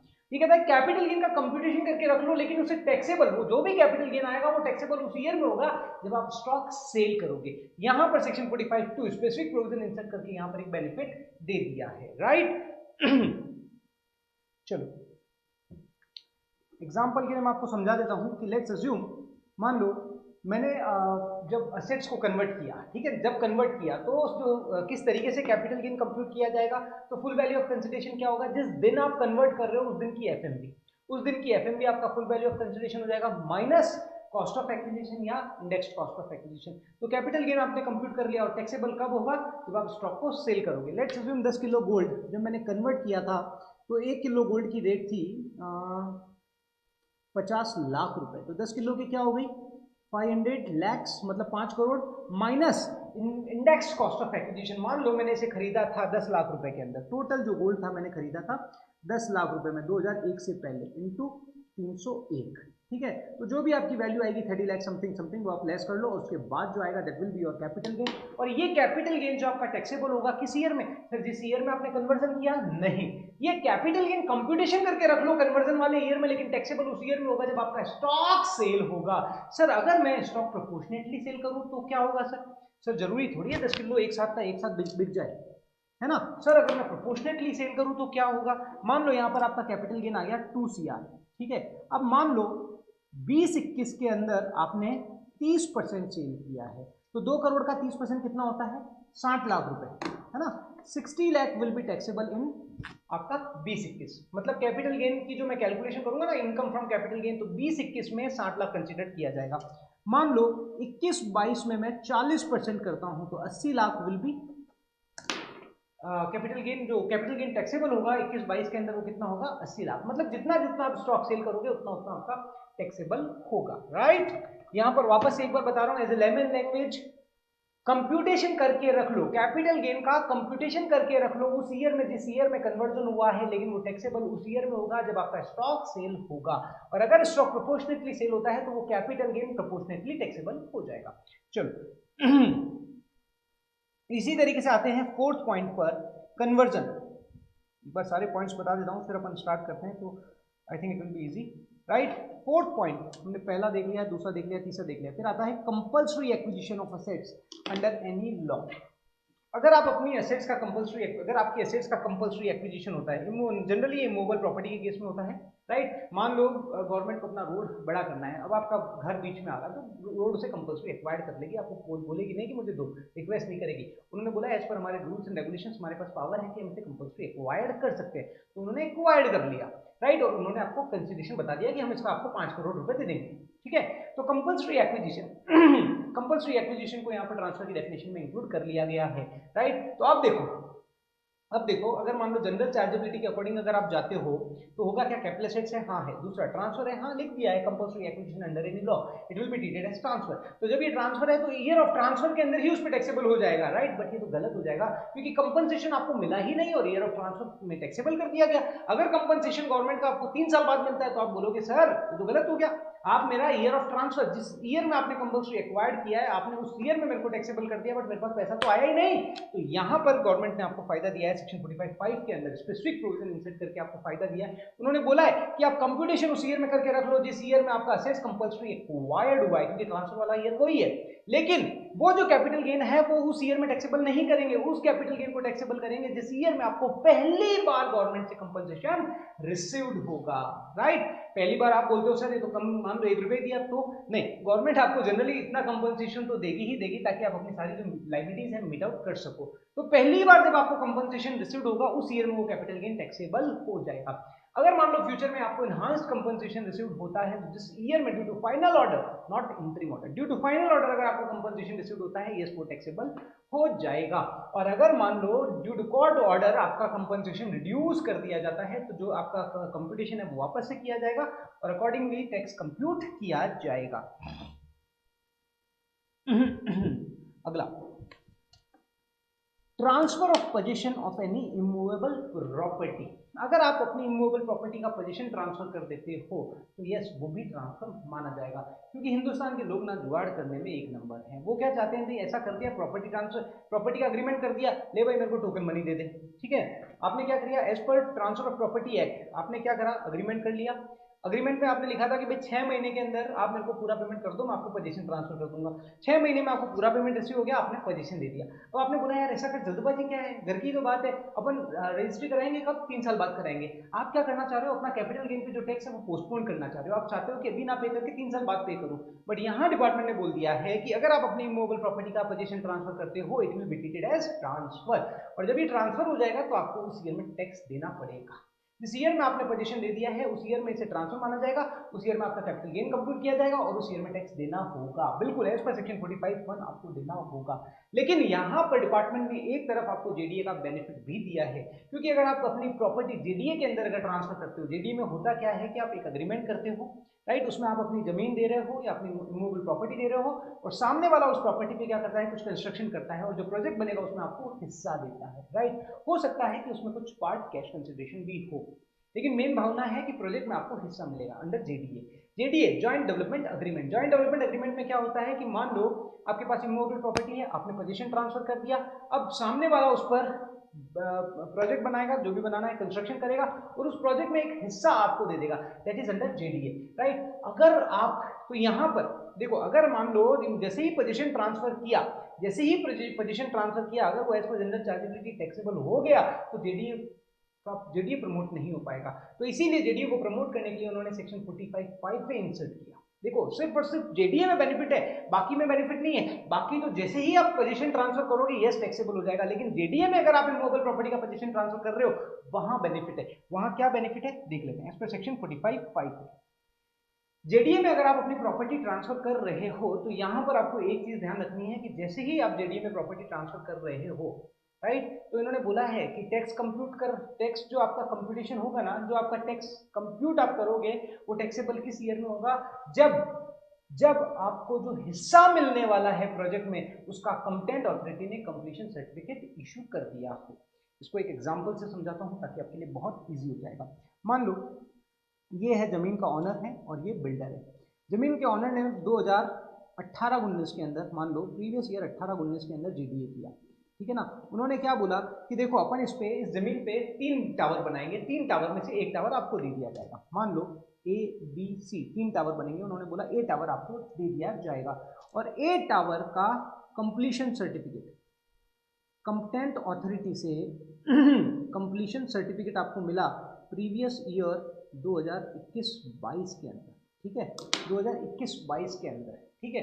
तो यहाँ इन्होंने क्या बोला है कि जब आपको कंप्टेंट अथॉरिटी से आपका जो हिस्सा मिलने वाला है उसका कंप्लीशन सर्टिफिकेट मिल गया हो तो उस ईयर में उसे टैक्सेबल किया जाएगा, ठीक है ना, उस ईयर में उसे टैक्सेबल किया जाएगा। तो यहाँ पर फुल वैल्यू ऑफ कंसिडरेशन क्या लिया जाएगा, एक्चुअली देखो आपने प्रॉपर्टी पोजीशन तो इस ईयर में ट्रांसफर कर दिया, लेकिन इस ईयर में आपको टैक्स नहीं लगाया जा रहा है क्योंकि आपको पैसा तो मिला ही नहीं है। आपको देखो बेनिफिट तो कब मिलेगा, जब आपके पास कंप्टेंट अथॉरिटी से कंप्लीशन सर्टिफिकेट आएगा उस प्रोजेक्ट का जो आपको हिस्सा मिलने वाला है, राइट। तो उस ईयर में टैक्सेबल करेंगे जिस ईयर में कंप्टेंट अथॉरिटी कंप्लीशन सर्टिफिकेट इशू कर रही है, राइट। तो आप देखो 18-19 में टैक्सेबल होना था बट नहीं हुआ, ठीक है। वो टैक्सेबल कब होगा, 20-21-22 के अंदर। अब फुल वैल्यू ऑफ कंसीडरेशन क्या लिया जाएगा, यहाँ पर जब आप कैपिटल गेन का कंप्यूटेशन करोगे तो फुल वैल्यू ऑफ कंसीडरेशन क्या लिया जाएगा। तो यहाँ पर उन्होंने बोला है कि जब कंप्टेंट अथॉरिटी आपको कंप्लीशन सर्टिफिकेट इशू करेगी उस दिन की जो फेयर मार्केट वैल्यू होगी या स्टैम्प ड्यूटी वैल्यू होगी, that will be your full value of consideration, that will be your full value of consideration. मतलब आपने जो अपनी जमीन ट्रांसफर करी है ना, आपने जो अपनी जमीन ट्रांसफर करी है, राइट, ये एक प्रकार से ट्रांसफर है, कैपिटल एसेट से बट ट्रांसफर है, राइट। तो एज पर सेक्शन 45(1) जिस ईयर में आपने ट्रांसफर किया उस ईयर में टैक्सेबल होना चाहिए, क्योंकि लिखा हुआ है कि अगर आप पोजीशन ट्रांसफर कर रहे हो उस ईयर में टैक्सेबल। बट जेडीए को प्रमोट करने के लिए इन्होंने बेनिफिट दे दिया कि कोई बात नहीं, ट्रांसफर तो है बट हम अभी टैक्सेबल नहीं करेंगे। टैक्सेबल कब करेंगे, जब कंप्टेंट अथॉरिटी से आपको कंप्लीशन सर्टिफिकेट मिल जाएगा, ठीक है, समझ आ रहा है। जमीन को ट्रांसफर तो मान लिया उन्होंने, कहा यस 18-19 में ट्रांसफर तो है बट टैक्सेबल अभी नहीं करेंगे, टैक्सेबल हम बाद में करेंगे जब आपको कंप्टेंट अथॉरिटी से कंप्लीशन सर्टिफिकेट मिल जाएगा। आपको जो हिस्सा मिलने वाला है ना उसका कंप्टेंट अथॉरिटी से कंप्लीशन सर्टिफिकेट मिल जाएगा, उस ईयर में हम उसे उस ईयर में हम उसे टैक्सेबल करेंगे, ठीक है। तो जिस दिन आपको कंप्टेंट अथॉरिटी से कंप्लीशन सर्टिफिकेट मिलता है उस दिन जो आपका प्रोजेक्ट में जो आपका हिस्सा है उसकी जो स्टैम्प ड्यूटी वैल्यू है that will be your full value of consideration. और अगर मान लो आपको कैश कंपोनेंट मिलता है तो वो भी ऐड कर दिया जाएगा, कैश मतलब बैंक, राइट, तो वो भी उसमें ऐड कर दिया जाएगा। और फिर लेस कॉस्ट ऑफ एक्विजिशन और इंडेक्स्ड कॉस्ट ऑफ एक्विजिशन। एक चीज ध्यान रखना, ट्रांसफर कब हो गया था 18-19 में, तो जो इंडेक्सेशन होगा 18-19 तक ही होगा, ठीक है ना। इंडेक्सेशन का जो बेनिफिट मिलेगा आपको 18-19 तक ही मिलेगा। मान लो आपने 2001 से 1999 में खरीदा तो अपॉन 100 इंटू 3 जो भी 18-19 का इंडेक्स है वो कंसिडर किया जाएगा for the indexed cost of acquisition के लिए और इंडेक्स कॉस्ट ऑफ इंप्रूवमेंट के लिए। ये एक चीज ध्यान रखना, ठीक है। चलो और ये जो बेनिफिट है सिर्फ और सिर्फ इंडिविजुअल और एचयूएफ को ही मिलेगा, उसके अलावा और ये बेनिफिट किसी को भी नहीं मिलेगा। क्वेश्चन में आपसे पूछ लिया जाए कि कंपनी ने जेडीए में आई तो बेनिफिट मिलेगा क्या, बिल्कुल नहीं मिलेगा। तो कंपनी के केस में जेडीए का बेनिफिट नहीं है, जैसे ही कंपनी ने पोजीशन ट्रांसफर किया उसके हाथों में टैक्सेबल हो जाएगा। सिर्फ और सिर्फ इंडिविजुअल और एचयूएफ को ही जेडीए का बेनिफिट मिलेगा, राइट। चलो आगे चलते हैं।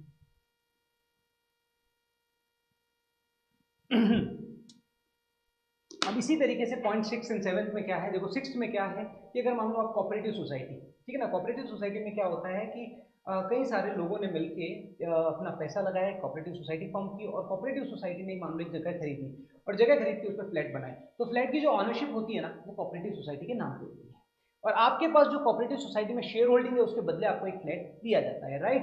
तो उस केस में अगर मान लो आप अपने फ्लैट का ट्रांसफर कर रहे हो, राइट, फ्लैट का ट्रांसफर कैसे होगा, आप अपने शेयर्स का ट्रांसफर कर रहे हो, तो जब आप अपने शेयर्स का या अपनी मेंबरशिप का ट्रांसफर कर रहे हो तो ये मान लिया जाएगा कि आपने मूवेबल प्रॉपर्टी का ट्रांसफर किया है, तो it will be treated as transfer, ठीक है। और इसी तरीके से redemption of zero coupon bond, अगर जीरो कूपन बॉन्ड का रिडम्पशन होता है तो यस इसे भी ट्रांसफर बोला जाएगा।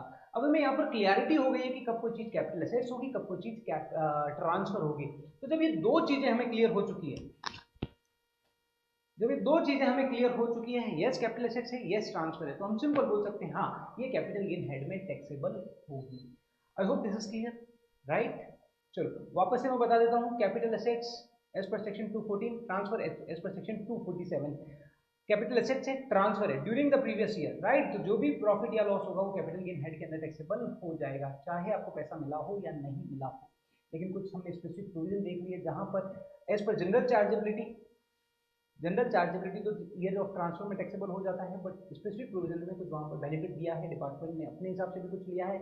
एक्सटिंग्विशमेंट के 3 एक्सेप्शन हमने देखे थे, सेक्शन 45(1)(a), सेक्शन 46(a) और सेक्शन 46(2). फिर डिपार्टमेंट ने हमको बेनिफिट भी दिया था सेक्शन 45(2), स्टॉक आप कन्वर्ट करते हो, एसेट्स का कन्वर्जन स्टॉक में, कंपल्सरी एक्विजिशन होता है सेक्शन 45(5), जेडीए के केस में सेक्शन 45(5)(a), यहाँ पर हमें बेनिफिट मिला है। चलो अब हम देखते हैं कि कुछ ट्रांजेक्शन है जिन्हें ट्रांसफर नहीं बोला जाएगा। कुछ ट्रांजैक्शन जो है दिख रहा है कि these are the transfer, but साफ साफ बोल दिया गया है कि it will not be treated as transfer, मतलब इस पे कैपिटल गेन इंपोज नहीं होगा। सेक्शन 47 में साफ साफ बता दिया गया है कि these are the certain transactions which will not be treated as transfer, और जब इन्हें आप ट्रांसफर करोगे तो ट्रांसफरर के हाथों में कैपिटल गेन इंपोज नहीं होगा इन हैंड्स ऑफ ट्रांसफरर। तो देख लेते हैं फटाफट से।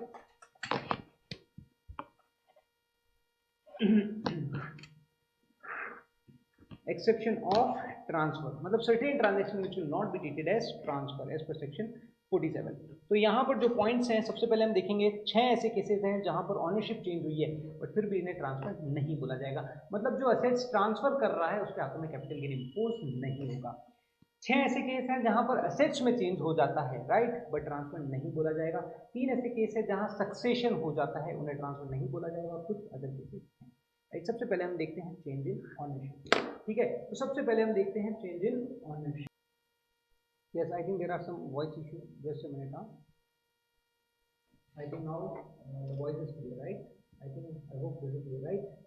यस, तो हम देख रहे हैं exception of transfer, certain transaction which will not be treated as transfer. तो सबसे पहले हम देखते हैं चेंज इन ऑनरशिप, वो केसेस जहां ऑनरशिप में चेंज हो रहा है, राइट। एक्सेप्शन मतलब certain transaction which will not be treated as transfer, मतलब वो ट्रांसफर है बट उन्हें ट्रांसफर नहीं माना जाएगा। मान लो कोई ट्रांसफरर है, मान लो ए ने कोई एसेट्स बी को दिए और अगर वो एज पर सेक्शन 47 है तो ए के हाथों में कैपिटल गेन नहीं लगेगा, क्योंकि उसे ट्रांसफर नहीं माना गया है। जनरल चार्जेबिलिटी के अकॉर्डिंग टैक्सेबल तभी होगा जब कैपिटल एसेट्स है, ट्रांसफर है। अगर ट्रांसफर ही नहीं माना गया तो काहे का कैपिटल गेन, राइट। समझ आ रहा है। तो हम क्यों देख रहे हैं ये एक्सेप्शन कि इन केसेस में कैपिटल गेन नहीं लगेगा। चेंज इन ऑनरशिप, अगर मान लो एचयूएफ का पार्टीशन होता है और उस पार्टीशन में मेंबर्स को असेट्स डिस्ट्रीब्यूट की जाती है तो यस, इस पर कैपिटल गेन इंपोज नहीं होगा, ठीक है। इसी तरीके से विल और इनहेरिटेंस में अगर कोई प्रॉपर्टी आपको ट्रांसफर की जाती है टैक्सेबल नहीं होगा क्योंकि इसे ट्रांसफर नहीं माना गया है। इसी तरीके से गिफ्ट में अगर आप कोई प्रॉपर्टी ट्रांसफर करते हो ट्रांसफर नहीं माना जाएगा, राइट। बट कुछ ऐसे केसेस हैं सेक्शन 56 टू 10 में जहां पर रिसीवर के लिए उसका टैक्स ट्रीटमेंट होगा, ठीक है ना, वो हम देखेंगे। फिर आता है transfer by holding company, transfer by 100% holding company to subsidy, मतलब कोई 100% होल्डिंग कंपनी ने कोई एसेट्स अपनी सब्सिडी को ट्रांसफर की है या सब्सिडी ने अपने 100% होल्डिंग कंपनी को कोई एसेट्स ट्रांसफर की है। अगर रिसीविंग कंपनी जिसको भी एसेट्स रिसीव हो रही है वो अगर इंडियन कंपनी है तो इसे ट्रांसफर नहीं माना जाएगा। बट यहाँ पर कुछ रेस्ट्रिक्शंस हैं वो हमें फॉलो करनी होगी। ये कहता है कि ये जो 8 साल तक, जिस दिन आपने ट्रांसफर किया, from the date of transfer, from the date of transfer 8 साल तक 100% होल्डिंग सब्सिडी रिलेशनशिप होना चाहिए और सच एसेट्स के not convert in stock in trade, मतलब आप उसे स्टॉकिंग ट्रेड में कन्वर्ट नहीं कर सकते। जो रिसीवर है वो उसे स्टॉकिंग ट्रेड में कन्वर्ट नहीं कर सकता 8 साल तक from the date of transfer. अगर आप ऐसा करते हो तो ये कॉन्ट्रावेंशन होगा, और कॉन्ट्रावेंशन होगा तो जिस ईयर में, ठीक है ना, when such transfer took place, जिस ईयर में आपका ट्रांसफर हुआ था उस ईयर में वापस से रिकम्प्यूट किया जाएगा और टैक्सेबल किया जाएगा, क्योंकि आपको बेनिफिट दिया गया था, राइट। जिस ईयर में मान लो होल्डिंग कंपनी ने सब्सिडी को ट्रांसफर किया या सब्सिडी ने होल्डिंग को ट्रांसफर किया और 8 साल के बीच में उन्होंने मान लो कॉन्ट्रावेंशन कर दिया, तो जिस ईयर में उसे ट्रांसफर किया था उस ईयर में वापस टैक्स कंप्यूट किया जाएगा, ठीक है। फिर आता है इसी तरीके से अमलगमीशन। अमलगमीशन के केस में क्या होगा, अगर अमलगमीटिंग कंपनी को एसेट्स ट्रांसफर कर रही है, अमलगमीटिंग कंपनी, राइट, अगर अमलगमीटिंग कंपनी अपनी एसेट्स ट्रांसफर कर रही है अमलगमीटेड कंपनी को, तो it will not be treated as transfer if receiving company is Indian company, मतलब अगर अमलगमीटेड कंपनी अगर इंडियन कंपनी है तो it will not be treated as transfer, ठीक है। अब इन्होंने यहाँ पर बोला है कि अगर मान लो कोई फॉरेन अमलगमीटिंग कंपनी अपनी एसेट्स ट्रांसफर करती है फॉरेन अमलगमीटेड कंपनी को, आप यहाँ सोच रहे होंगे सर फॉरेन कंपनी में हमको क्या लेना देना इसीलिए है क्योंकि इंडियन कंपनी के शेयर्स एक्वायर कर रखे हैं, राइट। फॉरेन अमलगमीटिंग कंपनी जिसने इंडियन कंपनी के शेयर्स एक्वायर्ड कर रखे हैं, अगर वो अपनी एसेट्स ट्रांसफर करती है फॉरेन अमलगमीटेड कंपनी को, तो उस केस में यहाँ पर क्या है कि अगर मान लो कोई फॉरेन अमलगमीटिंग कंपनी जिसने इंडियन कंपनी के शेयर्स एक्वायर्ड कर रखे हैं, अगर वो, राइट, फॉरेन अमलगमीटिंग कंपनी, ठीक है ना, वो अपनी एसेट्स ट्रांसफर कर रही है तो इंडियन कंपनी के शेयर्स भी एज इन्वेस्टमेंट उसके वहाँ पर बुक्स में खड़े होंगे, बैलेंस शीट में, वो भी तो ट्रांसफर होंगे, राइट। तो फॉरेन अमलगमीटिंग कंपनी अगर अपनी एसेट्स ट्रांसफर कर रही है जिसने इंडियन कंपनी के शेयर्स एक्वायर्ड कर रखे हैं तो वो भी ट्रांसफर हो रहे हैं टू अमलगमीटेड कंपनी, फॉरेन अमलगमीटेड कंपनी, तो इसे भी ट्रांसफर नहीं माना जाएगा if at least 25% shareholder of amalgamating company should remain shareholder in amalgamated company, right. और जहां अमलगमीटिंग कंपनी इनकॉर्पोरेटेड है अगर वो गवर्नमेंट टैक्स इंपोज नहीं करेगी तो इंडियन गवर्नमेंट भी टैक्स इंपोज नहीं करेगी, ठीक है। तीसरा, अगर मान लो फॉरेन अमलगमीटिंग कंपनी जिसने किसी फॉरेन कंपनी के शेयर्स एक्वायर कर रखे हैं और उस फॉरेन कंपनी के वैल्यू डिराइव हो रही है बिकॉज ऑफ इंडियन कंपनी के शेयर्स, वापस सुनना, किसी फॉरेन अमलगमीटेड कंपनी, ठीक है ना, मान लो फॉरेन अमलगमीटेड कंपनी लेट्स अज्यूम ए, ठीक है ना, जिसने किसी फॉरेन कंपनी के, who held shares of the foreign company, who had shares of foreign company, let's assume ये foreign company है B लिमिटेड, ठीक है ना, A लिमिटेड जिसने फॉरेन कंपनी B लिमिटेड के शेयर्स एक्वायर कर रखे हैं और B लिमिटेड की वैल्यू डिराइव हो रही है बिकॉज ऑफ इंडियन कंपनी, ठीक है ना।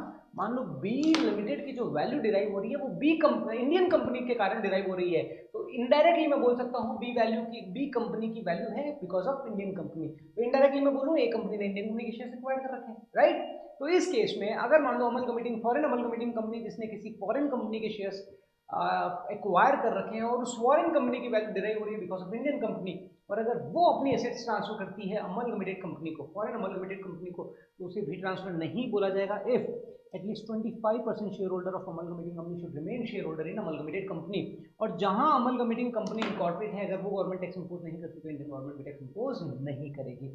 सेम फॉर द डीमर्जर, ठीक है ना, सेम फॉर द डीमर्जर, जहां मैं बोलता था ना 25% शेयर डीमर्जर और रिजल्टिंग, ठीक है ना, सेम है। डीमर्जर अगर अपनी एसेट्स ट्रांसफर करती है, डीमर्ज कंपनी अगर अपनी एसेट्स ट्रांसफर करती है, रिजल्टिंग कंपनी अगर रिजल्टिंग कंपनी इंडियन कंपनी मतलब रिसीविंग कंपनी इंडियन कंपनी है तो उसे ट्रांसफर नहीं माना जाएगा। और सेम फॉर द फॉरेन, जो हमें ऊपर देखे थे ना सेम पॉइंट्स हैं, फटाफट से एक बार देख लेना। 25% शेयर हमने देखा था, 25% शेयर होल्डर यहाँ हो जाएगा 75% शेयर होल्डर इन वैल्यू, बस ये चीज़ है। चलो तो 6 केसेस हमने यहाँ देख लिए हैं, अब आते हैं चेंज इन असेट्स, ठीक है ना, जहाँ पर पुरानी एसेट्स के बदले आपको कोई नई एसेट्स मिली है, राइट। जैसे अमलगमेशन होता है, अगर अमलगमेशन होता है तो पहले आपके पास अमलगमेटिंग कंपनी के शेयर्स थे, अब आपको क्या हो गया, जब अमलगमेटिंग कंपनी अमलगमेटेड कंपनी में मर्ज हो गई, राइट, तो अब आपको अमलगमेटिंग कंपनी के शेयर होल्डर को क्या मिल गए, अमलगमेटेड कंपनी के शेयर्स मिल गए। तो अगर अमलगमेटिंग कंपनी के शेयर होल्डर को अमलगमेटिंग कंपनी के शेयर होल्डर को अमलगमेटेड कंपनी के शेयर मिलते हैं in consideration, only shares in consideration, तो ट्रांसफर नहीं माना जाएगा, ठीक है ना। If shareholder of amalgamating company receives shares of amalgamated company as only part of consideration then it will not be treated as transfer. Same for the demerger, अगर demerge company के shareholder को consideration में सिर्फ और सिर्फ resulting company के shares मिलते हैं तो कंसिडरेशन तो ट्रांसफर नहीं माना जाएगा। इसी तरीके से conversion of bonds, debentures, debenture stock, deposit certificate, shares और debentures, bonds, debentures, deposit certificate, shares और debenture of same company, sorry, अगर किसी कंपनी के बॉन्ड्स, डिबेंचर्स, डिबेंचर स्टॉक और डिपॉजिट सर्टिफिकेट उसी कंपनी के शेयर्स या डिबेंचर में कन्वर्ट होते हैं, ठीक है ना, वापस सुनिएगा कि अगर किसी कंपनी के बॉन्ड्स, डिबेंचर्स, डिपॉजिट सर्टिफिकेट या डिबेंचर स्टॉक उसी कंपनी के शेयर्स या डिबेंचर्स में कन्वर्ट होते हैं तो इसे भी ट्रांसफर नहीं बोला जाएगा। इसी तरीके से अगर किसी कंपनी का प्रेफरेंस शेयर्स उसी कंपनी के इक्विटी शेयर्स में कन्वर्ट होता है तो इसे भी ट्रांसफर नहीं बोला जाएगा। और इसी तरीके से consolidation of the mutual fund scheme, अगर मान लो 2 या 2 से ज़्यादा जो स्कीम है उनका कंसोलिडेशन हो जाता है, म्यूचुअल फंड की जो स्कीम है उनका कंसोलिडेशन अगर होता है तो इसे भी ट्रांसफर नहीं बोला जाएगा। लेकिन एक चीज़ ध्यान रखना कि म्यूचुअल फंड की जो स्कीम है, म्यूचुअल फंड की जो स्कीम है राइट, वहां उन्होंने ये बोला है कि अगर इक्विटी ओरिएंटेड स्कीम और इक्विटी मिलके अगर नई इक्विटी ओरिएंटेड स्कीम मिलती है तो वो ट्रांसफर नहीं होगा। ऐसा ना होना चाहिए डेप्ट और इक्विटी मिलके कोई इक्विटी बन रही है, इक्विटी डेप्ट मिलके डेप्ट बन रहा है, ऐसा नहीं होना चाहिए। मतलब इक्विटी और इक्विटी ओरिएंटेड स्कीम मिलके एक नई इक्विटी ओरिएंटेड स्कीम बन रही है तो उसे ट्रांसफर नहीं माना जाएगा, ठीक है। और इसी तरीके से एक स्कीम के आपस के जो प्लान है, स्कीम में मान लो डिविडेंड प्लान है, ग्रोथ प्लान है, आपस में मिलके कोई नया प्लान बनते हैं, राइट, उसे भी ट्रांसफर नहीं बोला जाएगा, ठीक है। तो 6 केस हमने देख लिए हैं जहां ओनरशिप ट्रांसफर होती है, 6 केस हमने देख लिए, सॉरी, जहां ओनरशिप चेंज होती है, 6 केस हमने देख लिए जहां असेट्स चेंज होती है कि आपके पास पहले कौन सी असेट्स थी, दूसरी असेट्स आ गई है, और 3 केसेस हम देखेंगे सक्सेशन वाले, राइट। सक्सेशन में क्या हो जाएगा आपका, अगर मान लो कोई प्रॉपराइटरी कंपनी में कन्वर्ट होता है, कोई पार्टनरशिप फर्म कंपनी में कन्वर्ट होती है, या कोई अनलिस्टेड कंपनी एलएलपी में कन्वर्ट होती है, राइट। तो सबसे पहले देखते हैं, अगर मान लो कोई प्रॉपराइटरी कंपनी में कन्वर्ट होती है, अगर कोई प्रॉपराइटरी कंपनी में कन्वर्ट होती है तो ये ट्रांजैक्शन ट्रांसफर नहीं माना जाएगा इफ सारी की सारी एसेट्स एंड लायबिलिटीज कंपनी में ट्रांसफर कर दी जाए, ठीक है। जो शेयर होल्ड प्रॉपराइटरी केस में बोल रहा हूँ कि कोई भी प्रॉपराइटरी अगर अपनी सारी की सारी एसेट्स एंड लायबिलिटीज कंपनी में ट्रांसफर कर देता है, ट्रांसफर नहीं बोला जाएगा। ये सारी कंडीशन फुलफिल होनी चाहिए, पहला सारी की सारी एसेट्स एंड लायबिलिटीज ट्रांसफर कर दी गई हो, दूसरा sole proprietary become shareholder in the company, sole proprietor जो है वो क्या बन जाए, शेयर होल्डर बन जाए। उसके पास जो शेयर होल्डिंग होनी चाहिए ना, वोटिंग राइट जो होना चाहिए वो होना चाहिए 50% और मोर, और वो 5 साल के लिए होना चाहिए, है ना, continuously. Holding in the company 50% और मोर, वोटिंग पावर होना चाहिए, और minimum 5 year from the date of the conversion, जब कन्वर्जन हुआ है उससे 5 साल तक, ठीक है। और सेम जो उसको कंसिडरेशन मिलना चाहिए only in shares, only shares मिलना चाहिए, उसके अलावा और कोई कंसिडरेशन नहीं होना चाहिए। अगर ये चारों कंडीशन फुलफिल हो जाती है तो प्रोप्राइटरी से जो कन्वर्जन हुआ है कंपनी में, मतलब सोल प्रोप्राइटर के जो एसेट्स ट्रांसफर कर रहा है एसेट्स, राइट, तो वो ट्रांसफर नहीं माना जाएगा, ठीक है। बट अगर आप कॉन्ट्रा मेंशन कर देते हो तो yes it will be treated transfer in hands of succession, क्योंकि देखो सोल प्रोप्राइटरी का एग्जिस्टेंस खत्म हो गया, अब तो कंपनी है तो सक्सेसर के हाथों में टैक्सेबल हो जाएगा। चलो next, conversion of partnership form into company. अगर मान लो कोई पार्टनरशिप फॉर्म कंपनी में कन्वर्ट होती है तो ट्रांसफर नहीं बोला जाएगा, अगर सारी की सारी एसेट्स एंड लायबिलिटीज ट्रांसफर हो जाए कंपनी में, राइट। इसी तरीके से जो पार्टनर हैं वो कंपनी में शेयर होल्डर बन जाए और उनका टोटल शेयर होल्डिंग, अच्छा जो शेयर होल्डर बनेंगे ना कंपनी के, जो पार्टनरशिप फॉर्म में जो उनका कैपिटल कंट्रीब्यूशन था उसी रेशियो में उनकी शेयर होल्डिंग होनी चाहिए, ठीक है। और तीसरा तीसरा कि उनका जो होल्डिंग 50% वोटिंग पावर उनके पास होना चाहिए, जो पार्टनर्स का जो होल्डिंग है ना 50% मोर वोटिंग पावर उनके पास होना चाहिए, वही 5 ईयर, मिनिमम 5 ईयर्स तक from the date of conversion. और फोर्थ, कंसीडरेशन में उनको क्या मिलने चाहिए, सिर्फ और सिर्फ शेयर्स मिलने चाहिए, ये चीज आपको यहाँ पर ध्यान रखनी है, राइट।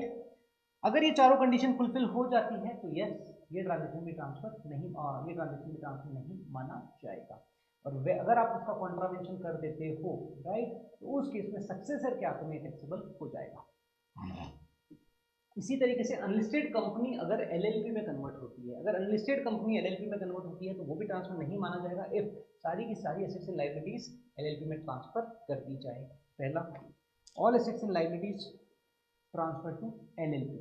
दूसरा, सभी शेयर होल्डर जो एलएलपी के जो सभी शेयर होल्डर है, जितना उनका शेयर होल्डिंग है उसी में उनको कैपिटल कंट्रीब्यूशन और प्रॉफिट शेयरिंग मिलना चाहिए, ठीक है ना। और उनका प्रॉफिट लॉस में जो शेयर है वो 50% से ज्यादा होना चाहिए, ठीक है ना। और minimum 5 year from the date of conversion. और जो कंसीडरेशन में इन शेयर होल्डर को क्या मिलना चाहिए, प्रॉफिट एंड लॉस में हिस्सा और कैपिटल कंट्रीब्यूशन में हिस्सा, दैट्स इट, ठीक है। ये 4 पॉइंट तो नॉर्मल थे जो ऊपर चले आ रहे हैं एलडीज से, 3 पॉइंट यहाँ पर अलग है। इन्होंने यहाँ बोला है कि टोटल सेल्स टर्नओवर और gross receipts of the company in any 3 preceding previous year does not exceed 60 lakh. मतलब ये बेनिफिट आपको तभी मिलेगा जब आपका 3 प्रीसीडिंग प्रीवियस ईयर का टर्नओवर, ग्रॉस रिसिप्ट्स या सेल्स 60 लाख से ज्यादा नहीं है इन एनी प्रीवियस ईयर, ठीक है ना, किसी भी प्रीवियस ईयर में। ये कहता है in any previous year of 3 preceding previous year में, किसी भी 3 सालों में किसी भी ईयर में 60 लाख से ज्यादा आपका टर्नओवर नहीं है। और इसी तरीके से total value of assets in the book of the company in any 3 preceding previous year not exceed 5 CR। 3 preceding previous year में किसी भी प्रीवियस ईयर में उनकी जो बुक वैल्यू है 5 करोड़ से ज्यादा नहीं होनी चाहिए एसेट्स की वैल्यू, ठीक है। और no amount paid to partner out of the accumulated profit, जो कंपनी से वो लेके आए थे ना एक्यूमुलेटेड प्रॉफिट, उसमें से कोई भी अमाउंट पार्टनर को डिस्ट्रीब्यूट नहीं होनी चाहिए, ठीक है ना। No amount paid to partner directly और indirectly out of accumulated profit standing in books of company up to 3 year from the date of conversion. तो ये 7 कंडीशन अगर यहाँ पर फुलफिल हो जाती है तो यस इसे ट्रांसफर नहीं माना जाएगा, राइट। अगर आप कोई भी कॉन्ट्रावेंशन करते हो तो यस सक्सेसर के हाथों में वो टैक्सेबल हो जाएगा एज पर सेक्शन 47A। चलो कुछ अदर केसेस हैं, फटाफट से उनको देख लेते हैं। अदर केसेस आप देख लीजिएगा, इट्स नॉट, फटाफट से आप एक बार उसे गो थ्रू कर लेना मेरे नोट्स में से, ठीक है, एक बार पढ़ लो आप। चलो एक बार फटाफट से पढ़ लो या मैं बोल देता हूँ। अदर केसेस, ट्रांसफर यहाँ कहता है कि नॉन रेजिडेंट किसी दूसरे नॉन रेजिडेंट को, क्लियर, कोई भी नॉन रेजिडेंट किसी दूसरे नॉन रेजिडेंट को अगर ट्रांसफर कर रहा है बॉन्ड्स और जीडीआर, ठीक है, रुपी डिनोमिनेटेड बॉन्ड्स और गवर्नमेंट सिक्योरिटीज जहां पर पीरियोडिक इंटरेस्ट आपको मिलता है, तो उसे ट्रांसफर नहीं बोला जाएगा। मतलब एक नॉन रेजिडेंट किसी दूसरे नॉन रेजिडेंट को अगर ट्रांसफर कर रहा है बॉन्ड्स या जीडीआर, रुपी डिनोमिनेटेड बॉन्ड या गवर्नमेंट सिक्योरिटीज, ठीक है, तो उसे ट्रांसफर नहीं बोला जाएगा। इसी तरीके से मान लो कोई non transfer of specified assets, अगर कोई एक non resident recognise stock exchange in IFSC, जो गुजरात में लोकेटेड है, राइट। अगर कोई non resident recognise stock exchange in IFSC में अगर कोई सिक्योरिटी स्पेसिफाइड एसेट्स को ट्रांसफर करता है तो उसे भी ट्रांसफर नहीं बोला जाता। स्पेसिफाइड सिक्योरिटीज कौन सी है? बॉन्ड्स और जीडीआर हो गया, यहाँ पर रूपी डिनोमिनेटेड बॉन्ड्स हो गया, डेरिवेटिव्स हो गया और अदर स्पेसिफाइड सिक्योरिटीज, ठीक है ना।